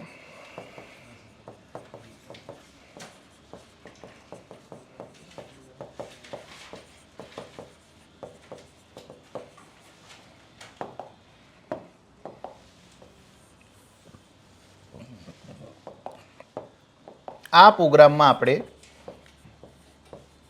2022ના અંત સુધીમાં 10%નું લક્ષ્યાંક પૂર્ણ કરી દીધું છે. મતલબ 90% તમારું શું હોય? ગેસોલિન, તમે જેને કહો છો પેટ્રોલને આપણે શું કહીએ? ગેસોલિન. અને 10% એમાં શું હોય? ઇથેનોલ. ભારત સરકારનું લક્ષ્યાંક બીજું શું છે? 2025 સુધીમાં 20%નું લક્ષ્યાંક હાજર કરવાનું છે. 20% ઇથેનોલ બ્લેન્ડિંગ. 2025 સુધીમાં પેટ્રોલમાં 20% શું હશે? ઇથેનોલ, બાકી પેટ્રોલ. ક્લિયર થાય છે? ઓકે, ચાલો. તો આ આપણે વાત કરી અલગ અલગ સેક્ટર્સની. હવે ફૂડ એન્ડ એગ્રીકલ્ચર ઓર્ગેનાઇઝેશન, જે વૈશ્વિક યુએનની સંસ્થા છે, એનો ડેટા છે, એના વિશે આપણે 1 by 1 ચર્ચા કરીએ. લખવાનું જ છે આખા લેક્ચરમાં, જે લખ જ કરવાનું છે. લખો. પહેલો મુદ્દો, પોઈન્ટ આપો.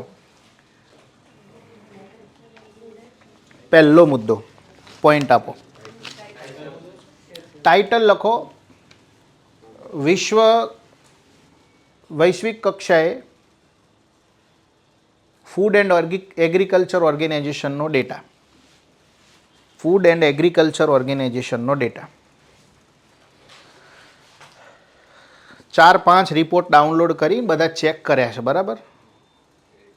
આઈડિયા આવે છે? એટલે લખજો. તમારે 12 મહિના સુધી નહીં જોવું પડે. આમાંથી પ્રશ્ન હશે, આમાંથી જ હશે. ક્લિયર થાય છે? પહેલો ડેટા, કૃષિલાયક જમીનની દ્રષ્ટિએ વિશ્વમાં શીર્ષ દેશો. શેના દ્રષ્ટિએ? કૃષિલાયક જમીનની દ્રષ્ટિએ. કૃષિલાયક જમીનની દ્રષ્ટિએ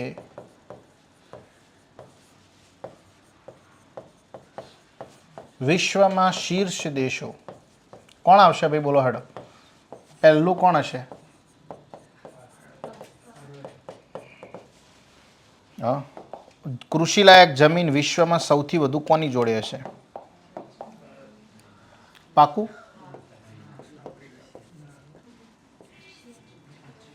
લખો. પહેલું ભારત. કોણ છે? કોણ છે? ભારત. બીજું કોણ છે? યુએસએ. અને ત્રીજું છે ચીન. પહેલું છે ભારત, બીજું અમેરિકા, ત્રીજું ચીન. અત્યાર સુધી ચીન બીજા નંબરે હતું, હવે ચીન ત્રીજા નંબરે જો, યુએસએ બીજા નંબરે આવ્યું. શેની છે આ? કૃષિલાયક જમીનની દ્રષ્ટિએ વિશ્વમાં કયા કયા દેશો છે પ્રથમ ક્રમે? બીજું છે કૃષિ અને એના સંબંધિત ક્ષેત્રોમાં, કૃષિ અને સંબંધિત ક્ષેત્રોમાં મહિલાઓની ભાગીદારી.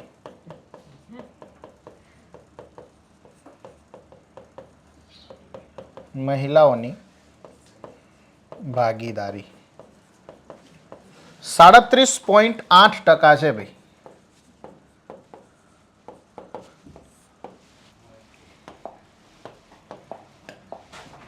ઓકે. કૃષિ અને સંબંધિત ક્ષેત્રોમાં મહિલાઓની ભાગીદારી ધરાવતા શીર્ષ દેશો. વિશ્વમાં કયા દેશો પ્રથમ ક્રમે છે કે જેમાં મહિલાઓની ભાગીદારી કેવી છે? હજુ પણ વધારે છે એગ્રીકલ્ચર એન્ડ રિલેટેડ સેક્ટર્સમાં. ઓકે, મહિલાઓની ભાગીદારી ધરાવતા શીર્ષ દેશો. પહેલા ક્રમે દેશ છે, એનું નામ છે ગેબિયા. ગેબિયા. બધા આફ્રિકન કન્ટ્રીવાળા છે. સુડાન પહેલા ક્રમે ગેબિયા, બીજા ક્રમે સુડાન અને ત્રીજા ક્રમે છે ઉઝબેકિસ્તાન. ઉઝબેકિસ્તાન. આ દેશોની અંદર એગ્રીકલ્ચર સેક્ટરમાં મહિલાઓ હાઈએસ્ટ કાર્યરત છે, પુરુષો કરતાં પણ વધારે. ક્લિયર થાય છે? ઓકે,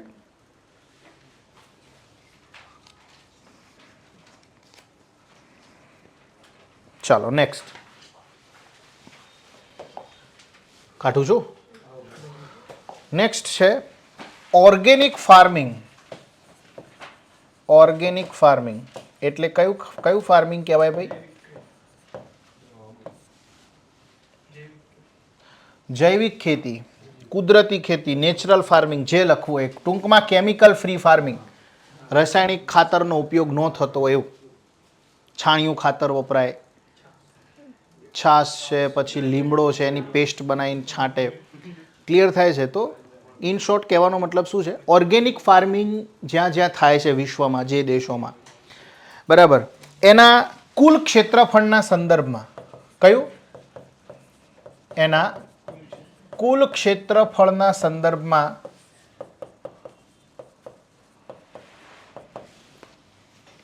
શીર્ષ દેશો.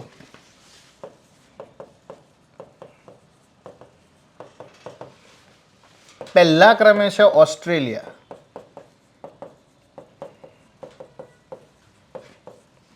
46% જેટલી જમીન ઉપર ઓર્ગેનિક ફાર્મિંગ થાય છે.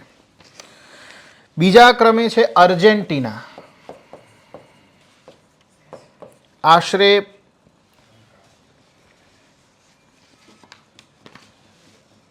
5% જમીન ઉપર. ત્રીજા ક્રમે ઘણા બધા દેશો આવે છે. સ્પેન, ફ્રાન્સ, ચીન, ઉરુગ્વે, આ બધા 4%. અને આપણો ભારત દેશ અહીંયા આવે છે 3%. ભારતમાં ઓર્ગેનિક ફાર્મિંગ.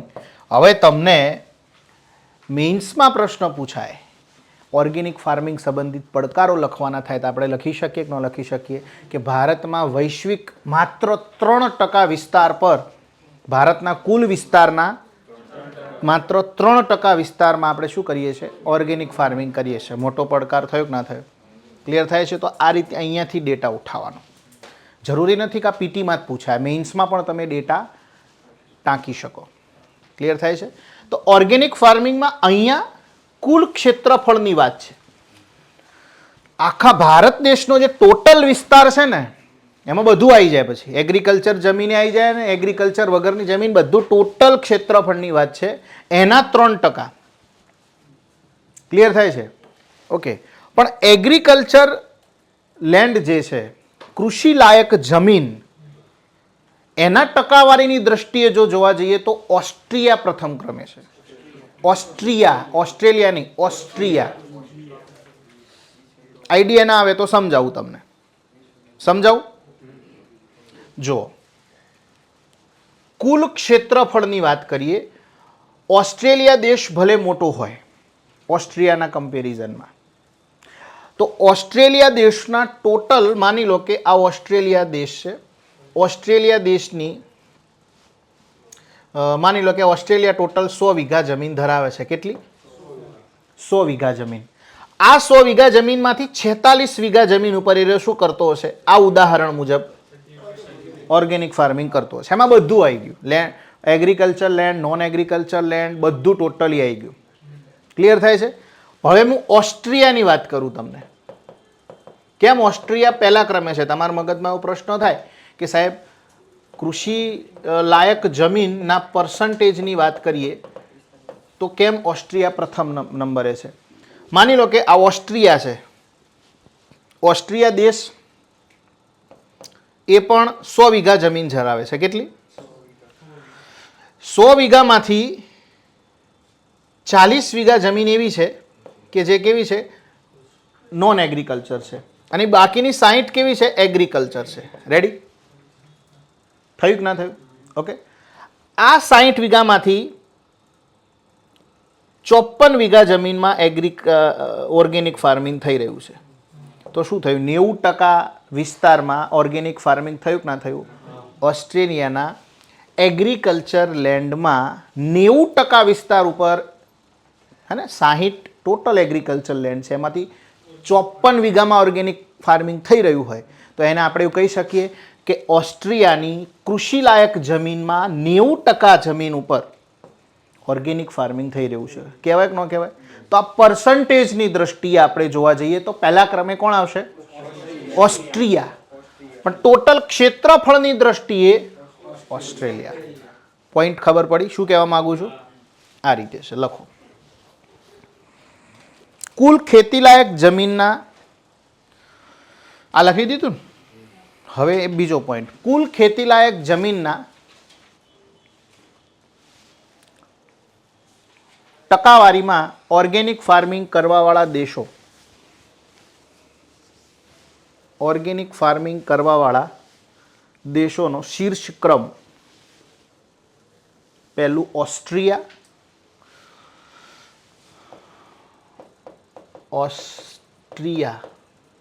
બીજું સ્વીડન અને ત્રીજું ઉરુગ્વે. ઓકે,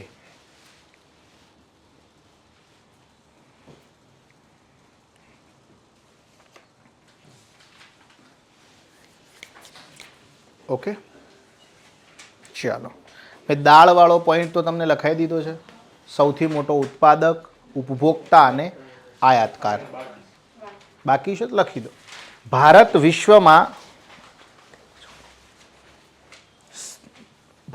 વિશ્વમાં દાળનો સૌથી મોટો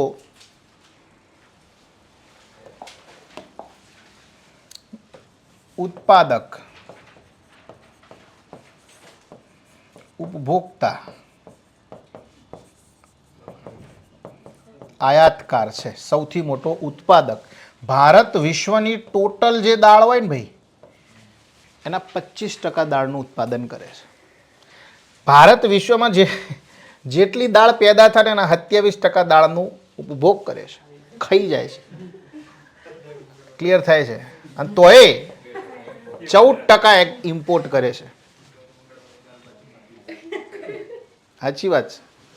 દર મંગળવારે દાળ બાટી હોય તો પહોંચ્યું થાય, મંગાવવું જ પડે ને. તમારા હોસ્ટેલમાં દર મંગળવારે દાળ બાટી હોય, તમે બધા એક સત્વમ ખાવા આવો છો, એ જ છે. ગુરુવારે દાળ બાટી હોય, પછી આયાત જ કરવી પડે કે દાળ. ચાલો લખો નેક્સ્ટ. કયો મુદ્દા આયા આપે છે? ટોપિક મુદ્દો નંબર. હવે આપણે આવીએ ઘઉં ઉપર. ઘઉં વિશ્વમાં સૌથી વધુ ઘઉં આયાત કરતો દેશ. વિશ્વમાં સૌથી વધુ ઘઉં આયાત કરતો દેશ અને ઘઉં નિકાસ કરતો દેશ. વિશ્વમાં ઘઉં સૌથી વધુ આયાત કરે છે ને તો એ છે ઇન્ડોનેશિયા. અને વિશ્વમાં સૌથી વધુ ઘઉં નિકાસ કરે છે તો એ છે રશિયા સંઘ. એના આજુબાજુના જે દેશો છે એનો એક સંઘ, રશિયા સંઘ બનાવ્યો છે. Okay,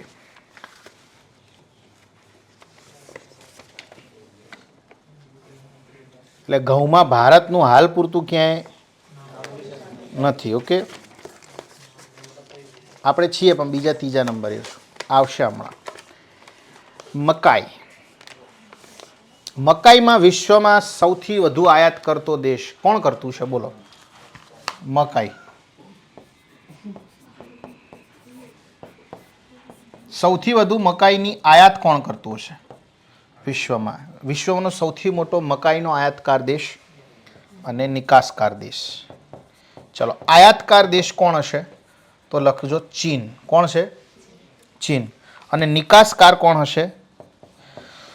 USA. હવે જો નિકાસકાર યુએસએ છે તો પ્રોડ્યુસર પણ કોણ છે? અમેરિકન મકાઈ બોર્ડ મારેલા જોયા છે બધા? અમેરિકન મકાઈ કયા દેશી મકાઈ હોય છે આપણી? કયા અમેરિકન મકાઈ અહીંયા આવતી? આઈડિયા આવે છે, પણ તોય બોર્ડ મારેલું હશે અમેરિકન મકાઈ મળશે. અલગ અલગ ભાવ હોય પાછા બેના, ટેસ્ટ એક જ જેવો હોય. એ તો પેલું લેબુન મરચું કરશો એટલે ટેસ્ટ એક જેવો જ લાગે. અમેરિકનનું એક દેશી હોય. ઓકે, તો મકાઈનો સૌથી વધુ આયાત, નિકાસ. પછી છે ચોખા. કોણ આવશે ભાઈ ચોખામાં? સૌથી વધુ આયાત કોણ કરતું હશે ચોખાની? અને સૌથી વધુ નિકાસ કોણ કરતું છે? નિકાસ તો બરાબર છે, તમારી વાત સાચી ભાઈ, ભારત. ચલો, આયાત કોણ કરતું હશે? ચીન. કેમ? એને વાંદરા હારે ચોખા ખાવા જોવો, એને મગર હારે ચોખા ખાવા જોવો, એને વેચી હારે ચોખા ખાવા જોવો, બધું ખાય છે મારા બેટા. જોયા વિડીયો જોજો. ચીનનું જે પેલું હે ને હુઆઈનું પેલું માર્કેટ, બધું જ મળે. ચાલો, તો આયાત અને નિકાસ ચોખાની આપણે જોઈ. ઓકે, ચાલો હવે ટાઇટલ આપો. નેક્સ્ટ, બાગાયતી પાક. ટાઇટલ આપો, બાગાયતી પાક.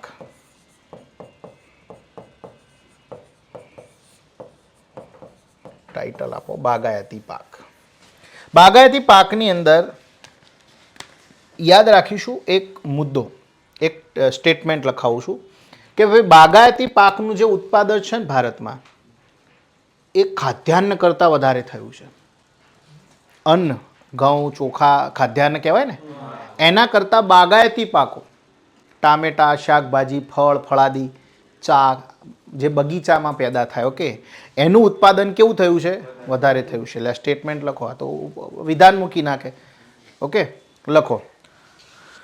કુલ બાગાયતી ઉત્પાદન, કુલ બાગાયતી ઉત્પાદન 351.92 મિલિયન ટન.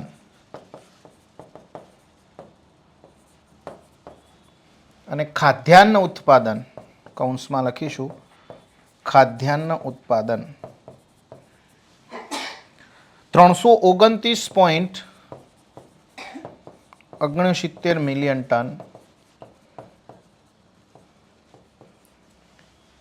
એટલે કે ખાદ્યાન્ન કરતાં બાગાયતી પાકનું ઉત્પાદન વધારે થયેલ છે.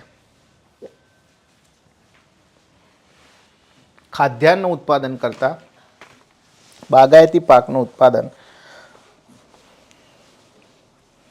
ઓકે, આ ડેટા કોનો છે? આ ડેટા છે એ ભારત સરકાર દ્વારા ડિસેમ્બર 2023માં PIB, પ્રેસ ઇન્ફોર્મેશન બ્યુરો, જાહેર કરવામાં આવેલ ડેટા એનો છે. ઓકે, ક્લિયર થાય છે? ઓકે, હવે બાગાયતી પાકની વાત કરીએ તો ભારત વિશ્વમાં પ્રથમ ક્રમે હોય. ભારત વિશ્વમાં પ્રથમ ક્રમે એવા કયા કયા પાક છે બાગાયતી પાક કે જેમાં ભારત વિશ્વમાં પ્રથમ ક્રમે છે? તો એક તો છે લીંબુ, પપૈયું, ભીંડા. ભારત પહેલા ક્રમે છે ભાઈ.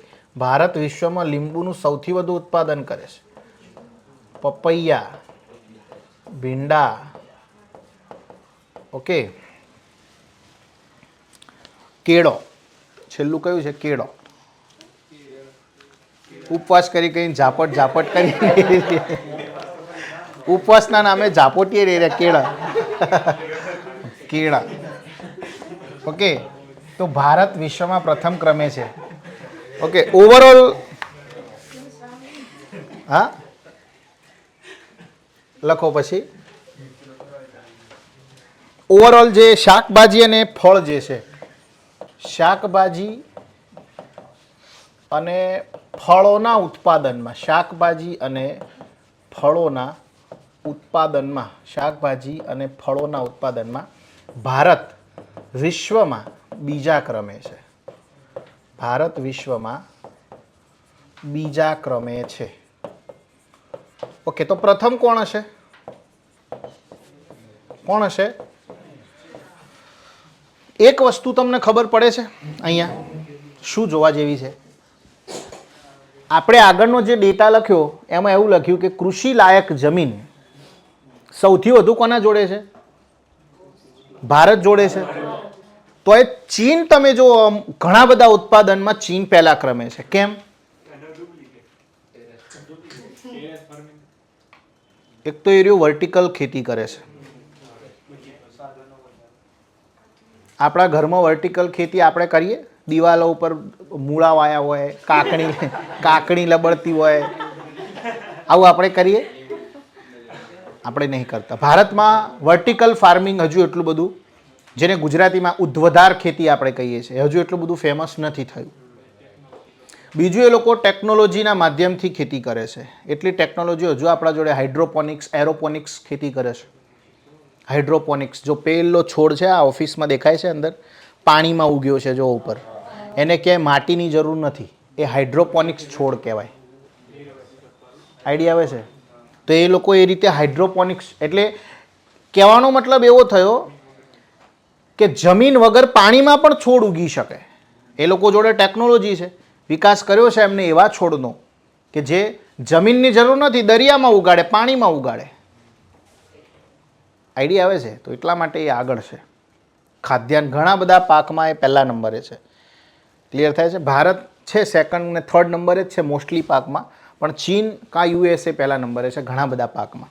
ક્લિયર થાય છે? ઓકે, તો પ્રથમ ક્રમે ચીન છે. શેમાં? શાકભાજી અને ફળના ઉત્પાદનમાં. ઓકે, નેક્સ્ટ આગળ વધીએ. ભારતના સંદર્ભમાં વાત કરીએ. કુલ બાગાયતી ઉત્પાદનની અંદર, કુલ બાગાયતી ઉત્પાદન, કુલ બાગાયતી ઉત્પાદન એટલે ભાઈ ટોટલ વાત કરીએ આપણે, શાકભાજી આવી જાય, ફળ આવી જાય, બધું જ આવી જાય. પહેલા ક્રમે કયું રાજ્ય હશે? રાજ્ય ભારતના સંદર્ભની આપણે વાત કરીએ. વિશ્વમાં તો જોઈ લીધું આપણે, પહેલા ક્રમે ચીન છે, બીજું ભારત છે. ભારતમાં કોણ છે? કયું રાજ્ય છે? ઉત્તર પ્રદેશ. પહેલા ક્રમે કયું છે? ઉત્તર પ્રદેશ. કુલ બાગાયતી ઉત્પાદનમાં પહેલા ક્રમે ઉત્તર પ્રદેશ, ઉત્તર પ્રદેશ. બીજા ક્રમે મધ્યપ્રદેશ અને ત્રીજા ક્રમે પશ્ચિમ બંગાળ. ખેલા હો બે.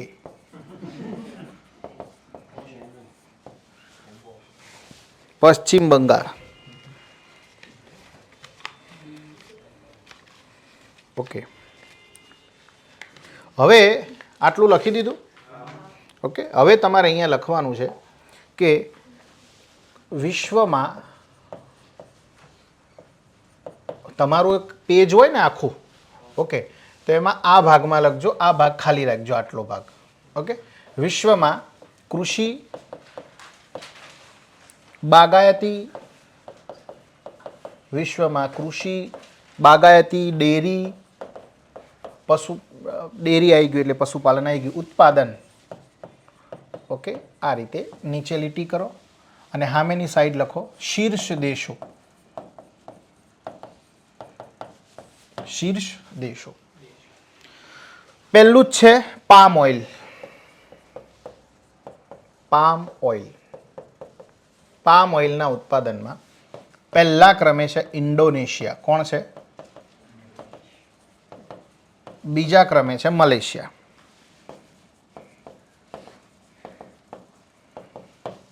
હવે મલેશિયા છે ને ભાઈ, એની સારી એવી ઇકોનોમી, એગ્રીકલ્ચર ઇકોનોમી એ પામ ઓઇલ ઉપર ટકેલી છે. અને જ્યારે ભારત સરકારે 370ની કલમ રદ કરી, અહીંયાથી 370ની કલમમાંથી રદ તો નથી કરી પણ અમુક ક્લોઝ હટાયા. એમ 370માં અમુક જોગવાઈઓ આપણે હટાવી. ઓકે, તો મલેશિયા છે ને એ થોડુંક ત્યાં યુએનમાં વધારે ટેં કરતું હતું. તો ભારત સરકારે પામ ઓઇલ આપણે ત્યાંથી ઇમ્પોર્ટ કરતા હતા. સૌથી મોટો ઇમ્પોર્ટર હતો આપણો ભારત દેશ. ત્યાંથી બંધ કરી દીધું શાંતિથી, ચોખ્ખી ના જ પાડી દીધી. તો મલેશિયાની ઘણા એવા ફાર્મર્સ જે બેરોજગાર થઈ ગયા હતા. પામ ઓઇલને આપવું જ ક્યાં, કેમ કે ભારત જ સૌથી મોટો, હાલ તો જોયું કન્ઝ્યુમર છે. હાલે આપણે પછી ઇન્ડોનેશિયાનો ઓર્ડર આલવાનું ચાલુ કર્યા સીધા, એને મજા આવી ગઈ.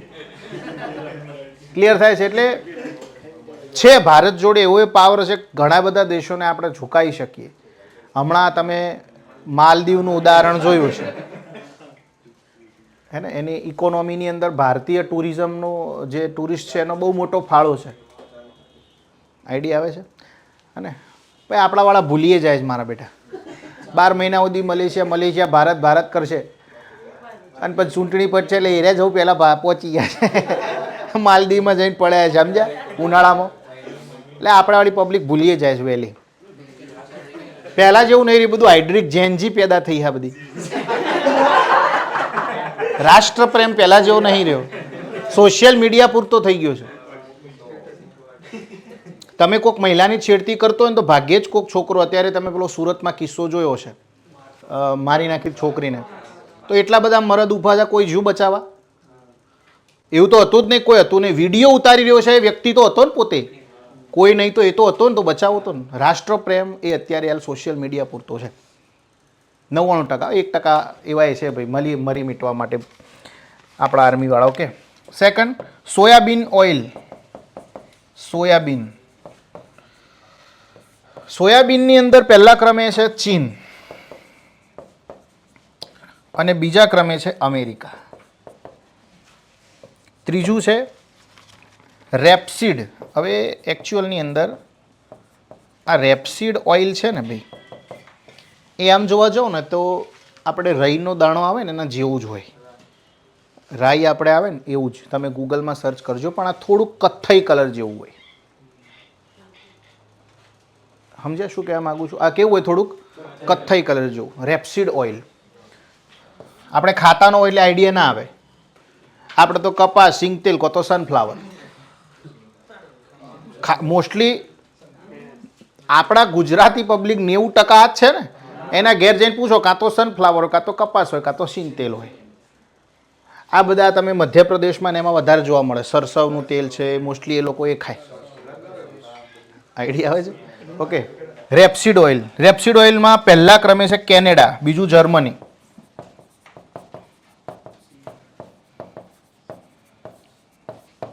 કેનેડા, બીજું જર્મની.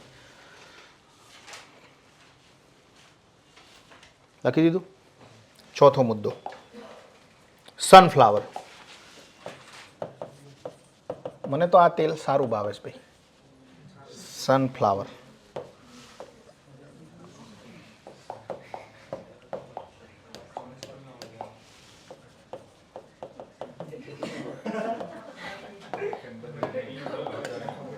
બદલાઈ જાય મારું બેટું. સનફ્લાવરમાં પહેલા ક્રમે છે યુક્રેન. અને બાજુમાં જ છે રશિયા. બીજા ક્રમે છે રશિયા. શેરડી. હવે જો શેરડીમાં પહેલા ક્રમે હમણાં જ વાત કરી, કોણ હોય? બ્રાઝિલ. અને બીજા ક્રમે આપણો ભારત દેશ. તો ખાંડમાં પણ પહેલા ક્રમે બ્રાઝિલ ને બીજા ક્રમે કોણ હોય? ભારત જ હોય. ઓકે. પછી છે મકાઈ. મકાઈની પણ હમણાં વાત કરી. મકાઈમાં પહેલા ક્રમે કોણ હોય? USA. ઓકે. બીજા ક્રમે ચીન. તમે જો ચીન કાં તો પહેલું છે કાં તો બીજું છે, મેક્સ ટુ મેક્સ ત્રીજું છે ઘણા બધા પાકમાં. એટલે એનું પ્રોડક્શન તો એ બહુ સારું કરે છે ભાઈ.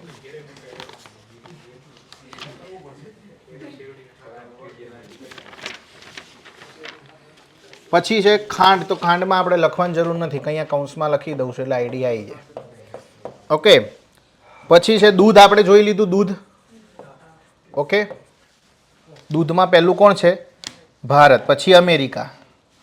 પહેલું ભારત, બીજું અમેરિકા. પછી છે જો માછલી બે પ્રકારની હોય. એક સામુદ્રિક માછલી, દરિયાના પાણીમાં હોય. બીજી ફ્રેશ વોટર માછલી, જે આ નદી નાળામાં ને એમાં જોવા મળે. ઓકે. તો સામુદ્રિક માછલી પૂછાય કે ફ્રેશ વોટરની માછલી પૂછાય? પહેલા ક્રમે આવશે કોણ? કોણ હોય? ચીન. ઓકે. સામુદ્રિક માછલી પૂછાય, ફ્રેશ વોટર કે પછી કુલ માછલી? પહેલા ક્રમે છે ચીન.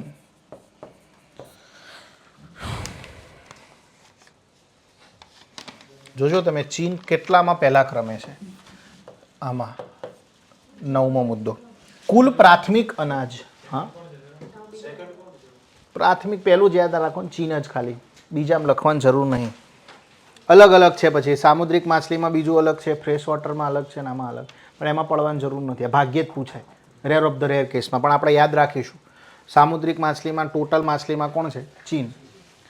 બીજું છે ચીન શેમાં છે? તો કુલ પ્રાથમિક અનાજ. હવે પ્રાથમિક અનાજ એટલે આ ઘઉં ચોખા એ બધું કેવું કહેવાય? પ્રાથમિક અનાજ છે. ઓકે, કુલ પ્રાથમિક અનાજમાં પણ ચીન પ્રથમ છે.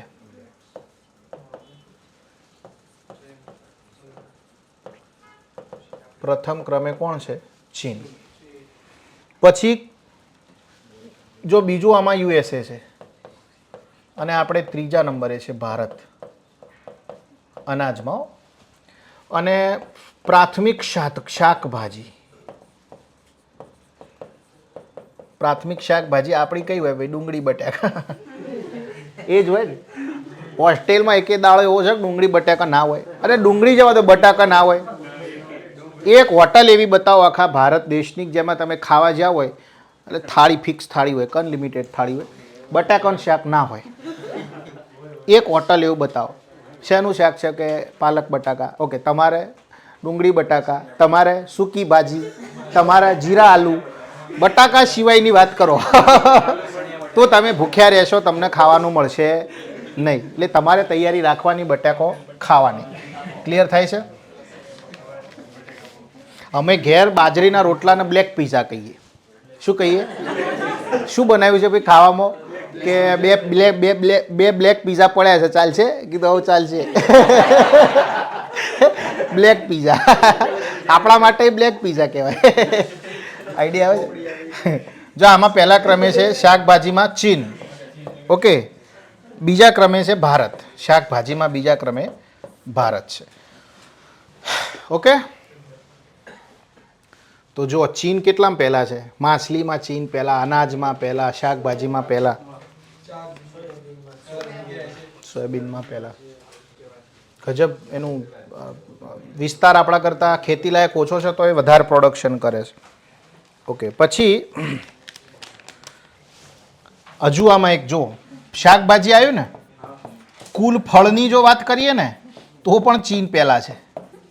કુલ ફળ, ટોટલ ફ્રૂટ પ્રોડક્શન.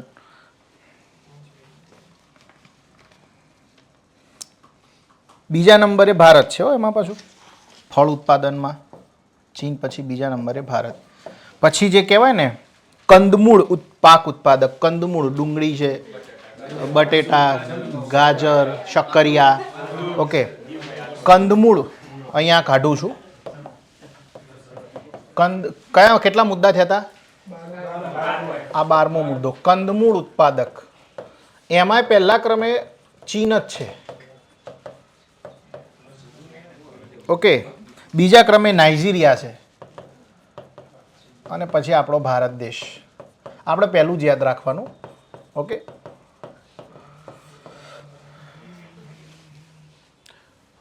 ત્રીજું યાદ રહે કે ના રહે, પણ એટલી તો ખબર હોવી જોઈએ કે આમાં પહેલો ભારત નથી. આઈડિયા આવે છે? ભારત ત્રીજા ક્રમે છે એવું યાદ નહીં રાખો ચાલશે, પણ એટલી જ ખબર હોવી જોઈએ કે પહેલા ક્રમે તો ભારત. કારણ કે યારે વિધાનમાં એવું મૂકી દે કે વિશ્વમાં તમને એવો પ્રશ્ન માછલીનો મત્સ્ય ઉત્પાદનનો પૂછી દીધો તો વિધાનમાં ત્રીજું વિધાન એવું મૂકે કે ભારતમાં સૌથી વધુ મત્સ્ય ઉત્પાદન કરનારો દેશ, વિશ્વમાં સૌથી વધુ મત્સ્ય ઉત્પાદન કરનારો દેશ ભારત છે. તો ખબર હોવી જોઈએ કે ના, ભારત તો નહીં જ. પહેલો, બીજો, ત્રીજો કયો છે એ ખબર નહીં, પણ ભારત તો નહીં જ. એટલે આ રીતે યાદ રાખવાનું. એમ સ્ટેટમેન્ટ મૂકી નાખે આ લોકો. જરૂરી નથી કે પહેલા ક્રમે કયો, બીજા ક્રમે કોઈ એવો પ્રશ્ન પૂછે. વિધાન મૂકી દે તો કે વિશ્વમાં સૌથી વધુ મકાઈ ભારત પેદા કરે છે. ખોટી વાત છે ભાઈ. કોણ કરે છે? અમેરિકા કરે છે. સમજ્યા? સૌથી વધુ શેરડી કોણ કરે છે? બ્રાઝિલ કરે છે. આપણને અડધી રાતે ઊભા કરીને પૂછો તો એ ખબર પડવી જોઈએ. ઓકે, ચીન તો શાકભાજીમાં પહેલા ક્રમે, ફળમાં પહેલા ક્રમે, સોયાબીન ને સોયાબીનમાં પહેલા ક્રમે, માછલીમાં પહેલા ક્રમે, ફળમાં પહેલા ક્રમે, બધામાં પહેલા ક્રમે, શાકભાજીમાં એમાં. ઓકે, ક્લિયર છે? ચાલો, કંદમૂળમાં પહેલા ક્રમે ઘઉં. ઘઉંમાં પહેલા ક્રમે કોણ હશે? કોણ હોય? ઘઉં ઉત્પાદનમાં ચીન છે. કોણ છે? બટાકામાં કોણ હશે? એક્સપોર્ટ લખ્યું છે બેને.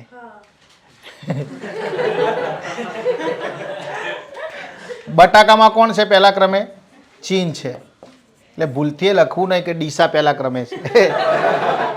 ચીન છે પહેલા ક્રમે. કોણ છે? ઓકે, પહેલા ક્રમે ચીન છે, બીજું તો અહીંયા ભારત છે. ઓકે ભાઈ, ઘઉંમાંય બીજું ભારત છે, બટાકામાંય બીજું ભારત છે, પાછળના પાછળ ભારત છે જ બધી જગ્યાએ, પણ પહેલું કોણ છે? ચીન. કશું યાદ ન આવે, પ્રશ્ન પૂછાઈ જાય કશું યાદ ન આવે, ખારું આમાં કશું યાદ નહીં, ઓપ્શન ચીન છે. આ ગઈ વખતના કરંટ અફેરની અંદર વાંચવા બેઠા હતા 2-4 છોકરાઓ, તેમાં જે પેલા ખબર અફેર પેલા ફેર થાય બધા ઇન્ટરનેશનલ એરો ફેર ને બરાબર બુક્સ ફેર ને, તો એમાં 2 ઓપ્શન વધારે આવતા હતા, દહેરાદૂન અને કેરળ અને દિલ્હી. દહેરાદૂન, કેરળ અને દિલ્હી, જે જોવે કાં તો દહેરાદૂનમાં ઉજવાયો હોય, કાં તો કેરળમાં, કાં તો દિલ્હીમાં. તે છોકરાએ આવા 15-20 વાંચ્યા ને પછી મગજ ફર્યું કે યાર આ તો એકના એક જ આવે છે. તો ઓપ્શનમાં જોવાનું, કેરળ હોય તો કેરળ જ ઠોકવાનું, બીજું કશું જોવા જવાની જરૂર નહીં, કારણ કે એમને વાંચ્યા બિચારોએ 15-20 જેટલા ફેર વાંચ્યા હે ને. તો એમાં કેરળ આવે, કાં તો દહેરાદૂન આવે, કાં તો દિલ્હીમાં યોજાયો. ફલાણો તો ફેર એ દહેરાદૂનમાં યોજાયો, ફલાણો કેરળમાં યોજાયો, એગ્રીકલ્ચરનો આ ફેર છે કેરળમાં યોજાયો. તો ઓપ્શનમાં જોવાનું, કેરળ આપેલો પહેલી પ્રાયોરિટી એને જ આપી દો. આઈડિયા આવે છે. તો અહીંયા એવું જ છે ભાઈ, બધું યાદ ન રહે, પણ જો કે આવી જશે યાદ, ડિસ્કસ કરેલું હોય એટલે યાદ આવી જાય. તમે વાંચેલું હોય ને તો જલ્દી યાદ નહીં આવે. આઈડિયા આવે છે. આ આપણે ડિસ્કસ કર્યું, ખબર પડી જાય. ઘઉં, બટાકા, ફળ, શાકભાજી, માછલી, સોયાબીન, કંદમૂળ બધામાં કોણ છે પહેલા ક્રમે? ચીન છે. ઓકે, એક છે ખાસ યાદ રાખજો, મસ્ટર્ડ. મસ્ટર્ડને શું કહેવાય ગુજરાતીમાં? સરસવ. શું કહીએ છીએ આપણે? સરસવમાં પહેલા ક્રમે છે નેપાળ. પહેલા ક્રમે નેપાળ છે, બીજા ક્રમે રશિયા છે. ઓકે,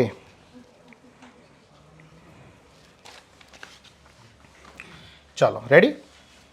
16મા નંબરે નામ સાંભળ્યું હોય તો, નામ સાંભળ્યું છે આનું? એટલે જવ કહેવાય. જવ, ઘઉં જેવા જ આવે આમ જોવા જાઉં તો. ઓકે, જવ પહેલા ક્રમે આનું રશિયા, બીજા ક્રમે ઓસ્ટ્રેલિયા, બીજા ક્રમે છે. ઓકે, ઘઉં પૂછાય તો ચીન, જવ પૂછાય તો રશિયા. પછી છે જુવાર. જુવાર, જુવાર એટલે આપણે દેશી ભાષામાં શું કહીએ છીએ? જાર. હા ને, જુવારના રોટલા ખાવાની મજા આવે પછી. યુએસએ પહેલા ક્રમે છે, યુએસએ બીજા ક્રમે નાઇજીરિયા અને ત્રીજું ભારત. નાઇજીરિયા છે અને ત્રીજા ક્રમે છે. તો મકઈમાં પહેલા ક્રમે યુએસએ, જુવારમાં પણ પહેલા ક્રમે કોણ? યુએસએ. ઓકે, ચાલો. બીજું ભારત છે એ 2માં પહેલા ક્રમે છે. એક શણમાં ભારત પહેલા ક્રમે છે અને એક ડુંગળીના ઉત્પાદનમાં ભારત પહેલા ક્રમે છે. આ બંનેમાં પહેલા ક્રમે કોણ છે? ભારત છે. શણમાં બાંગ્લાદેશ હતું પણ અત્યારે કોણ છે? ભારત છે. યાદ રાખીશું. શણ ઉત્પાદનમાં પહેલા ક્રમે છે ભારત. ઓકે, ટામેટામાં પાછું ચીન લખો. ટામેટા ઉત્પાદન પહેલા ક્રમે કોણ છે? ચીન છે. ટામેટા ઉત્પાદનમાં પહેલા ક્રમે ચીન છે. Okay, rubber. કયું રબર? નેચરલ રબર, કુદરતી રબર, પેલું આર્ટિફિશિયલ નહીં. નેચરલ રબરમાં કોણ હશે પહેલા ક્રમે? થાઈલેન્ડ. કોણ છે? FAO નો રિપોર્ટ છે, મારો નહીં, સરકાર એવું કહે છે. થાઈલેન્ડ પહેલા ક્રમે છે. ઓકે, ચામાં પહેલા ક્રમે કોણ હશે ભાઈ? ચા. ચીન છે. કોણ છે? ચીન. ચામાં પહેલા ક્રમે ચીન છે, તો કોફીમાં પહેલા ક્રમે કોણ હશે?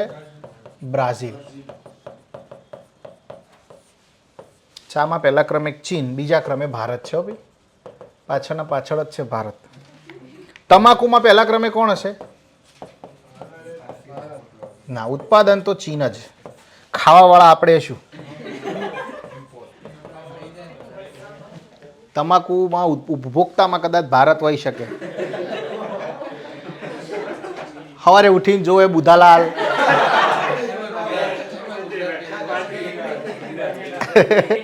તમાકુ.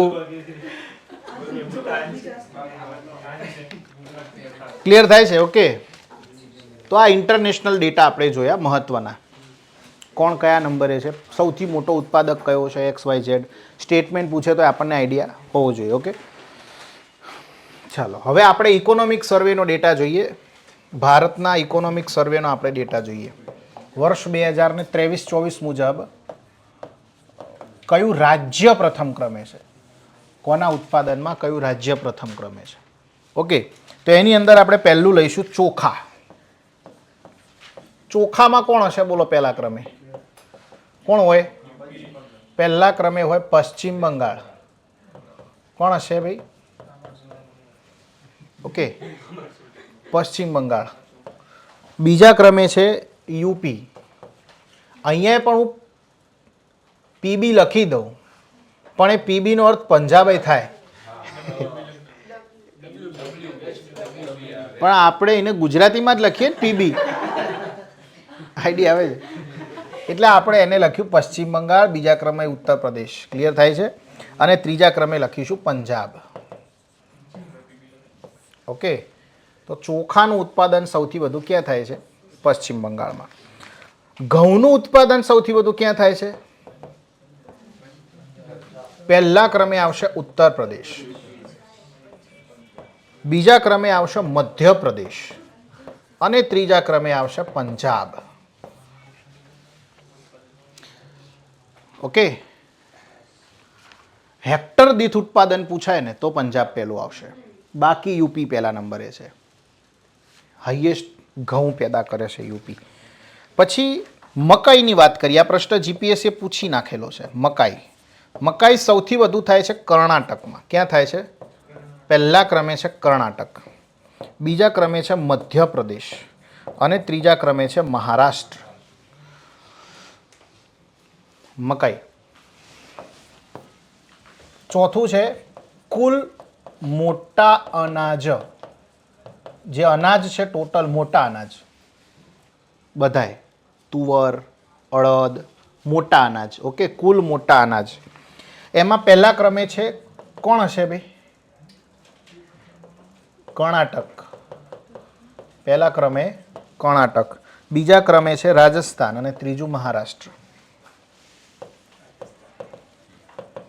ત્રીજા ક્રમે છે મહારાષ્ટ્ર.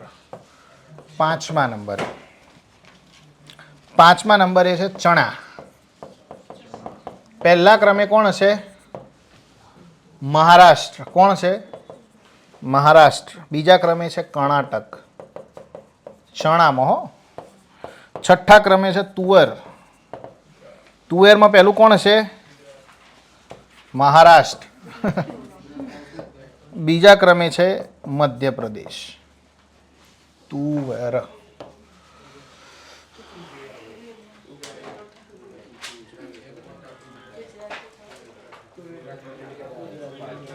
લખી દીધું? સાતમું લખો. કુલ દાળ ઉત્પાદન. વિશ્વમાં તો સૌથી વધુ ભારત કરે છે, પણ ભારતમાં સૌથી વધુ કોણ કરે છે? કુલ દાળ ઉત્પાદન. ચલો, કોણ કરતું હશે? પાકું? કુલ દાળ ઉત્પાદન પહેલા ક્રમે આવશે મધ્યપ્રદેશ, બીજા ક્રમે આવશે મહારાષ્ટ્ર. પછી કુલ ખાદ્યાન્ન યાદ રાખીશું. કુલ ખાદ્યાન્ન, તો એમાં પાછું પહેલા ક્રમે યુપી આવશે કુલ ખાદ્યાન્નમાં, બીજા ક્રમે એમપી આવશે. મગફળીમાં કોણ આવશે પહેલા ક્રમે? બોલો હેડો. પાક્કું? આ વખતે ગુજરાત છે. ગુજરાત જ છે હો ભાઈ. મગફળીમાં પહેલા ક્રમે કોણ છે? ગુજરાત. બીજા ક્રમે રાજસ્થાન અને ત્રીજા ક્રમે કોણ હશે? તામિલનાડુ. પછી છે રેપસીડ એન્ડ સરસવ. પહેલા ક્રમે આમાં કોણ છે? તો એ છે રાજસ્થાન, બીજા ક્રમે છે એમપી. Rajasthan and MP.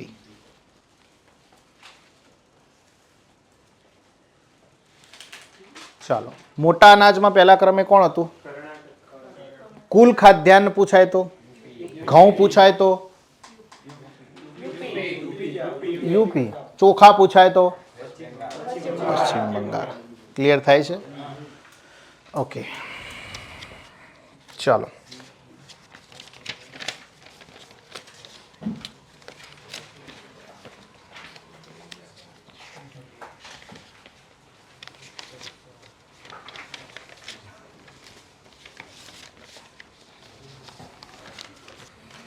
જો રેપસીડ અને સરસવ પૂછાય તો કોણ છે પહેલા ક્રમે? રાજસ્થાન. પણ ટોટલ ઓઇલ સીડ એટલે તમામ તેલીબિયા પૂછાય, બધા તેલીબિયા, તો એ રાજસ્થાન જ પહેલા ક્રમે આવશે. કોણ આવશે?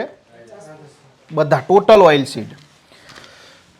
સોયાબીન પૂછાય તો મહારાષ્ટ્ર પહેલા ક્રમે છે. સોયાબીન શું છે ભાઈ?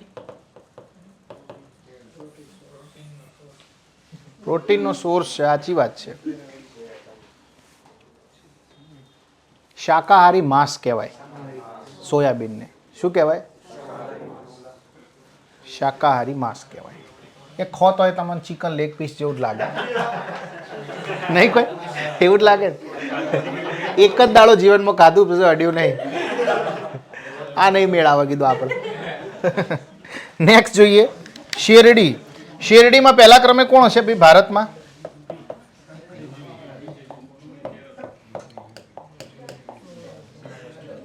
કયો નંબર આયા? શેરડી. શેરડી કોણ હશે? જો અત્યાર ઘડી મહારાષ્ટ્ર હતું પણ હવે સુધારી દેજો, પહેલા ક્રમે છે યુપી, પછી મહારાષ્ટ્ર છે. ઓકે,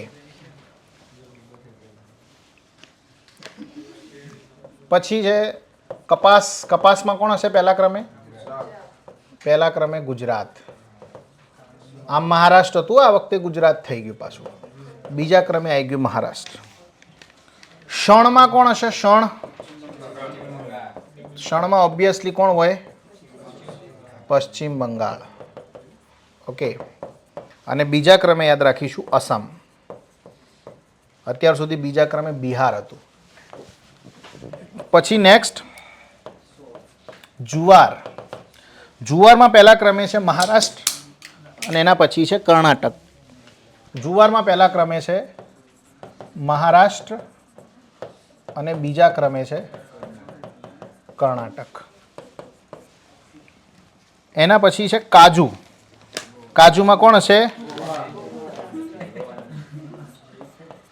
ખરેખર વાત જોયા જેવી છે.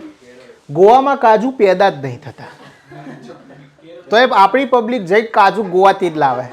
અને ખરેખર ગોવામાં કાજુના ઢગલે ઢગલા જ તમે ફરવા જશો તમને આઈડિયા આવશે. વસ્તુ સમજ્યા તમે શું કહેવા માંગુ છું?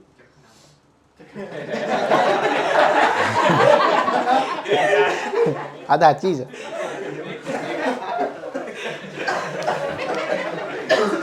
સૌથી વધુ કાજુ આપણા ભારતમાં પેદા કરે છે એ છે ઓડિશા. કોણ કરે છે? ઓડિશા. બીજા ક્રમે છે આંધ્રપ્રદેશ.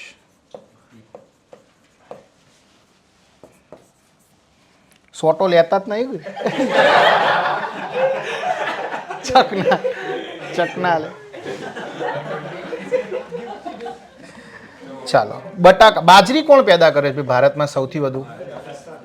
ઓબ્વિયસલી કોણ છે? સૂકા પ્રદેશમાં વધારે થશે, પાણી ઓછું જોઈએ ભાઈ બાજરીને. ઓકે, બીજા ક્રમે છે યુપી.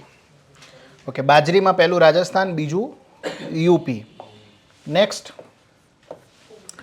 છે બટાકા. બટાકા કોણ હશે ભાઈ ભારતમાં પહેલા ક્રમે? યોગીભાઈ જોઈએ. કોણ હોય? યુપી. બીજા ક્રમે પશ્ચિમ બંગાળ. ઓકે, ડુંગળીમાં પહેલા ક્રમે છે કોણ? મહારાષ્ટ્ર પહેલા ક્રમે છે. ઓકે, હવે તમાકુમાં પહેલા ક્રમે કોણ હશે? કોણ હશે? ગુજરાત છે ભાઈ. કોણ છે? આંધ્રપ્રદેશ બીજા નંબરે થઈ ગયું.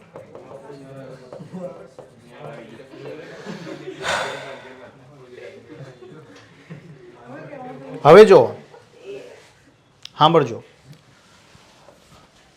માછલી ઉત્પાદનની વાત કરું.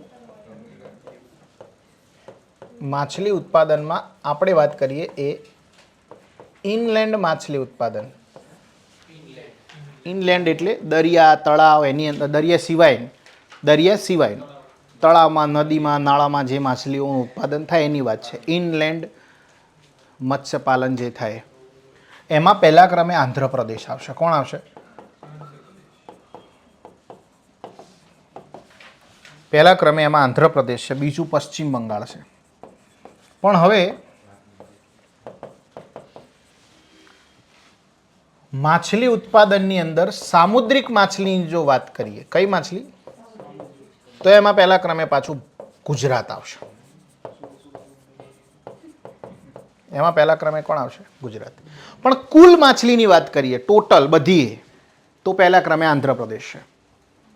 તમને કશું આપ્યું ના હોય ઇનલેન્ડ કે સામુદ્રિક, સીધું જ પૂછે માછલી ઉત્પાદન ભારતમાં માછલી અથવા તો મત્સ્યપાલનમાં શીર્ષ રાજ્ય કયું છે? તો આંધ્રપ્રદેશ. ડાયરેક્ટ પૂછે તો ઓકે. કુલ માછલી ઉત્પાદનમાં પ્રથમ ક્રમે છે આંધ્રપ્રદેશ. દરિયા કિનારાની અંદર પણ પહેલા સૌથી મોટો દરિયા કિનારો કોનો છે? ગુજરાતનો. બીજા નંબરે કોનો છે? કોનો છે? આંધ્રપ્રદેશનો છે. ઓકે, તો આ લોજિક લગાવવાનું ત્યાંથી અહીંયા. ફળ ઉત્પાદન સૌથી વધુ કયું રાજ્ય કરે છે? લખો. એ જ કરે છે આંધ્રપ્રદેશ. ફળ ઉત્પાદન સૌથી વધુ ફળ ઉત્પાદન કોણ કરે છે? આંધ્રપ્રદેશ. ઓકે. શાકભાજીમાં પ્રથમ ક્રમે કોણ છે? શાકભાજી ઉત્પાદન એમાં પ્રથમ ક્રમે છે ઉત્તર પ્રદેશ. ઓકે. પછી ફૂલના ઉત્પાદનમાં કુલ ફૂલ ઉત્પાદન ફ્લાવર્સ એમાં પહેલા ક્રમે કોણ છે? ઓબ્વિયસલી તમે જોજો સાઉથના રાજ્યો છે. તમિલનાડુ પહેલા ક્રમે છે, બીજા ક્રમે છે કર્ણાટક. કારણ કે ત્યાંની જે સ્ત્રીઓ છે ને ગજરો લગાવ્યા વગર નીકળે જ નહીં બહાર. હું બેંગ્લોરમાં રહેતો, મને ખબર છે. તમે માર્કેટમાં લેવા જાવ હોય, શાકભાજી ખરીદવા કે મોલમાં ગયા હોય, તમને ફૂલની જ સ્મેલ આવે. ગજરા જ મહેકાતા હોય. ના, એ કલ્ચર છે એમનું. સારી વસ્તુ છે. ગજરો પહેરીને જ નીકળે. અહીંયા બી સાઉથ ઇન્ડિયન સ્ત્રી કોઈ જતી હશે ને, અહીંયા જોજો TCSમાં ઘણી છોકરીઓ નોકરી કરે છે, તો એમનું જ્યારે કોઈ ડે સેલિબ્રેશન હોય એટલે એ લોકો એમની એમાં જ તૈયાર થઈને આવશે. એમની સાડીથી લે ટોટલી વસ્તુ અલગ છે. ત્યાંની જે બાંધણી છે આખી અલગ જ છે. આપણે ગુજરાતમાં નહીં જોવા મળે. અને ગજરો પહેરીને જ જવાનું. ક્લિયર થાય છે? તો આપણે લેક્ચરને અહીંયા રાખીએ છીએ. એગ્રીકલ્ચરના ટોટલી અપડેટ આપી દીધી છે. નેક્સ્ટ આપણો સ્ટેટિક પોઈન્ટ ચાલુ થશે કે એગ્રીકલ્ચરની પદ્ધતિઓ કેટલી છે. ઋતુન પાક પદ્ધતિ, મિશ્ર ક્રોપ, એકલ પાક પદ્ધતિ, અલગ અલગ પ્રકારની પદ્ધતિઓ છે. ક્લિયર થાય છે? ઓકે. પછી એગ્રીકલ્ચર પ્રાઇસ પોલિસી છે, એગ્રીકલ્ચર માટેની અલગ અલગ સ્કીમ્સ છે, સિંચાઈ માટેના ડેટા છે, સિંચાઈની સ્કીમ્સ છે. આ બધું આપણે નેક્સ્ટ લેક્ચર્સમાં જોઈશું. ઓકે, ચાલો મળીએ.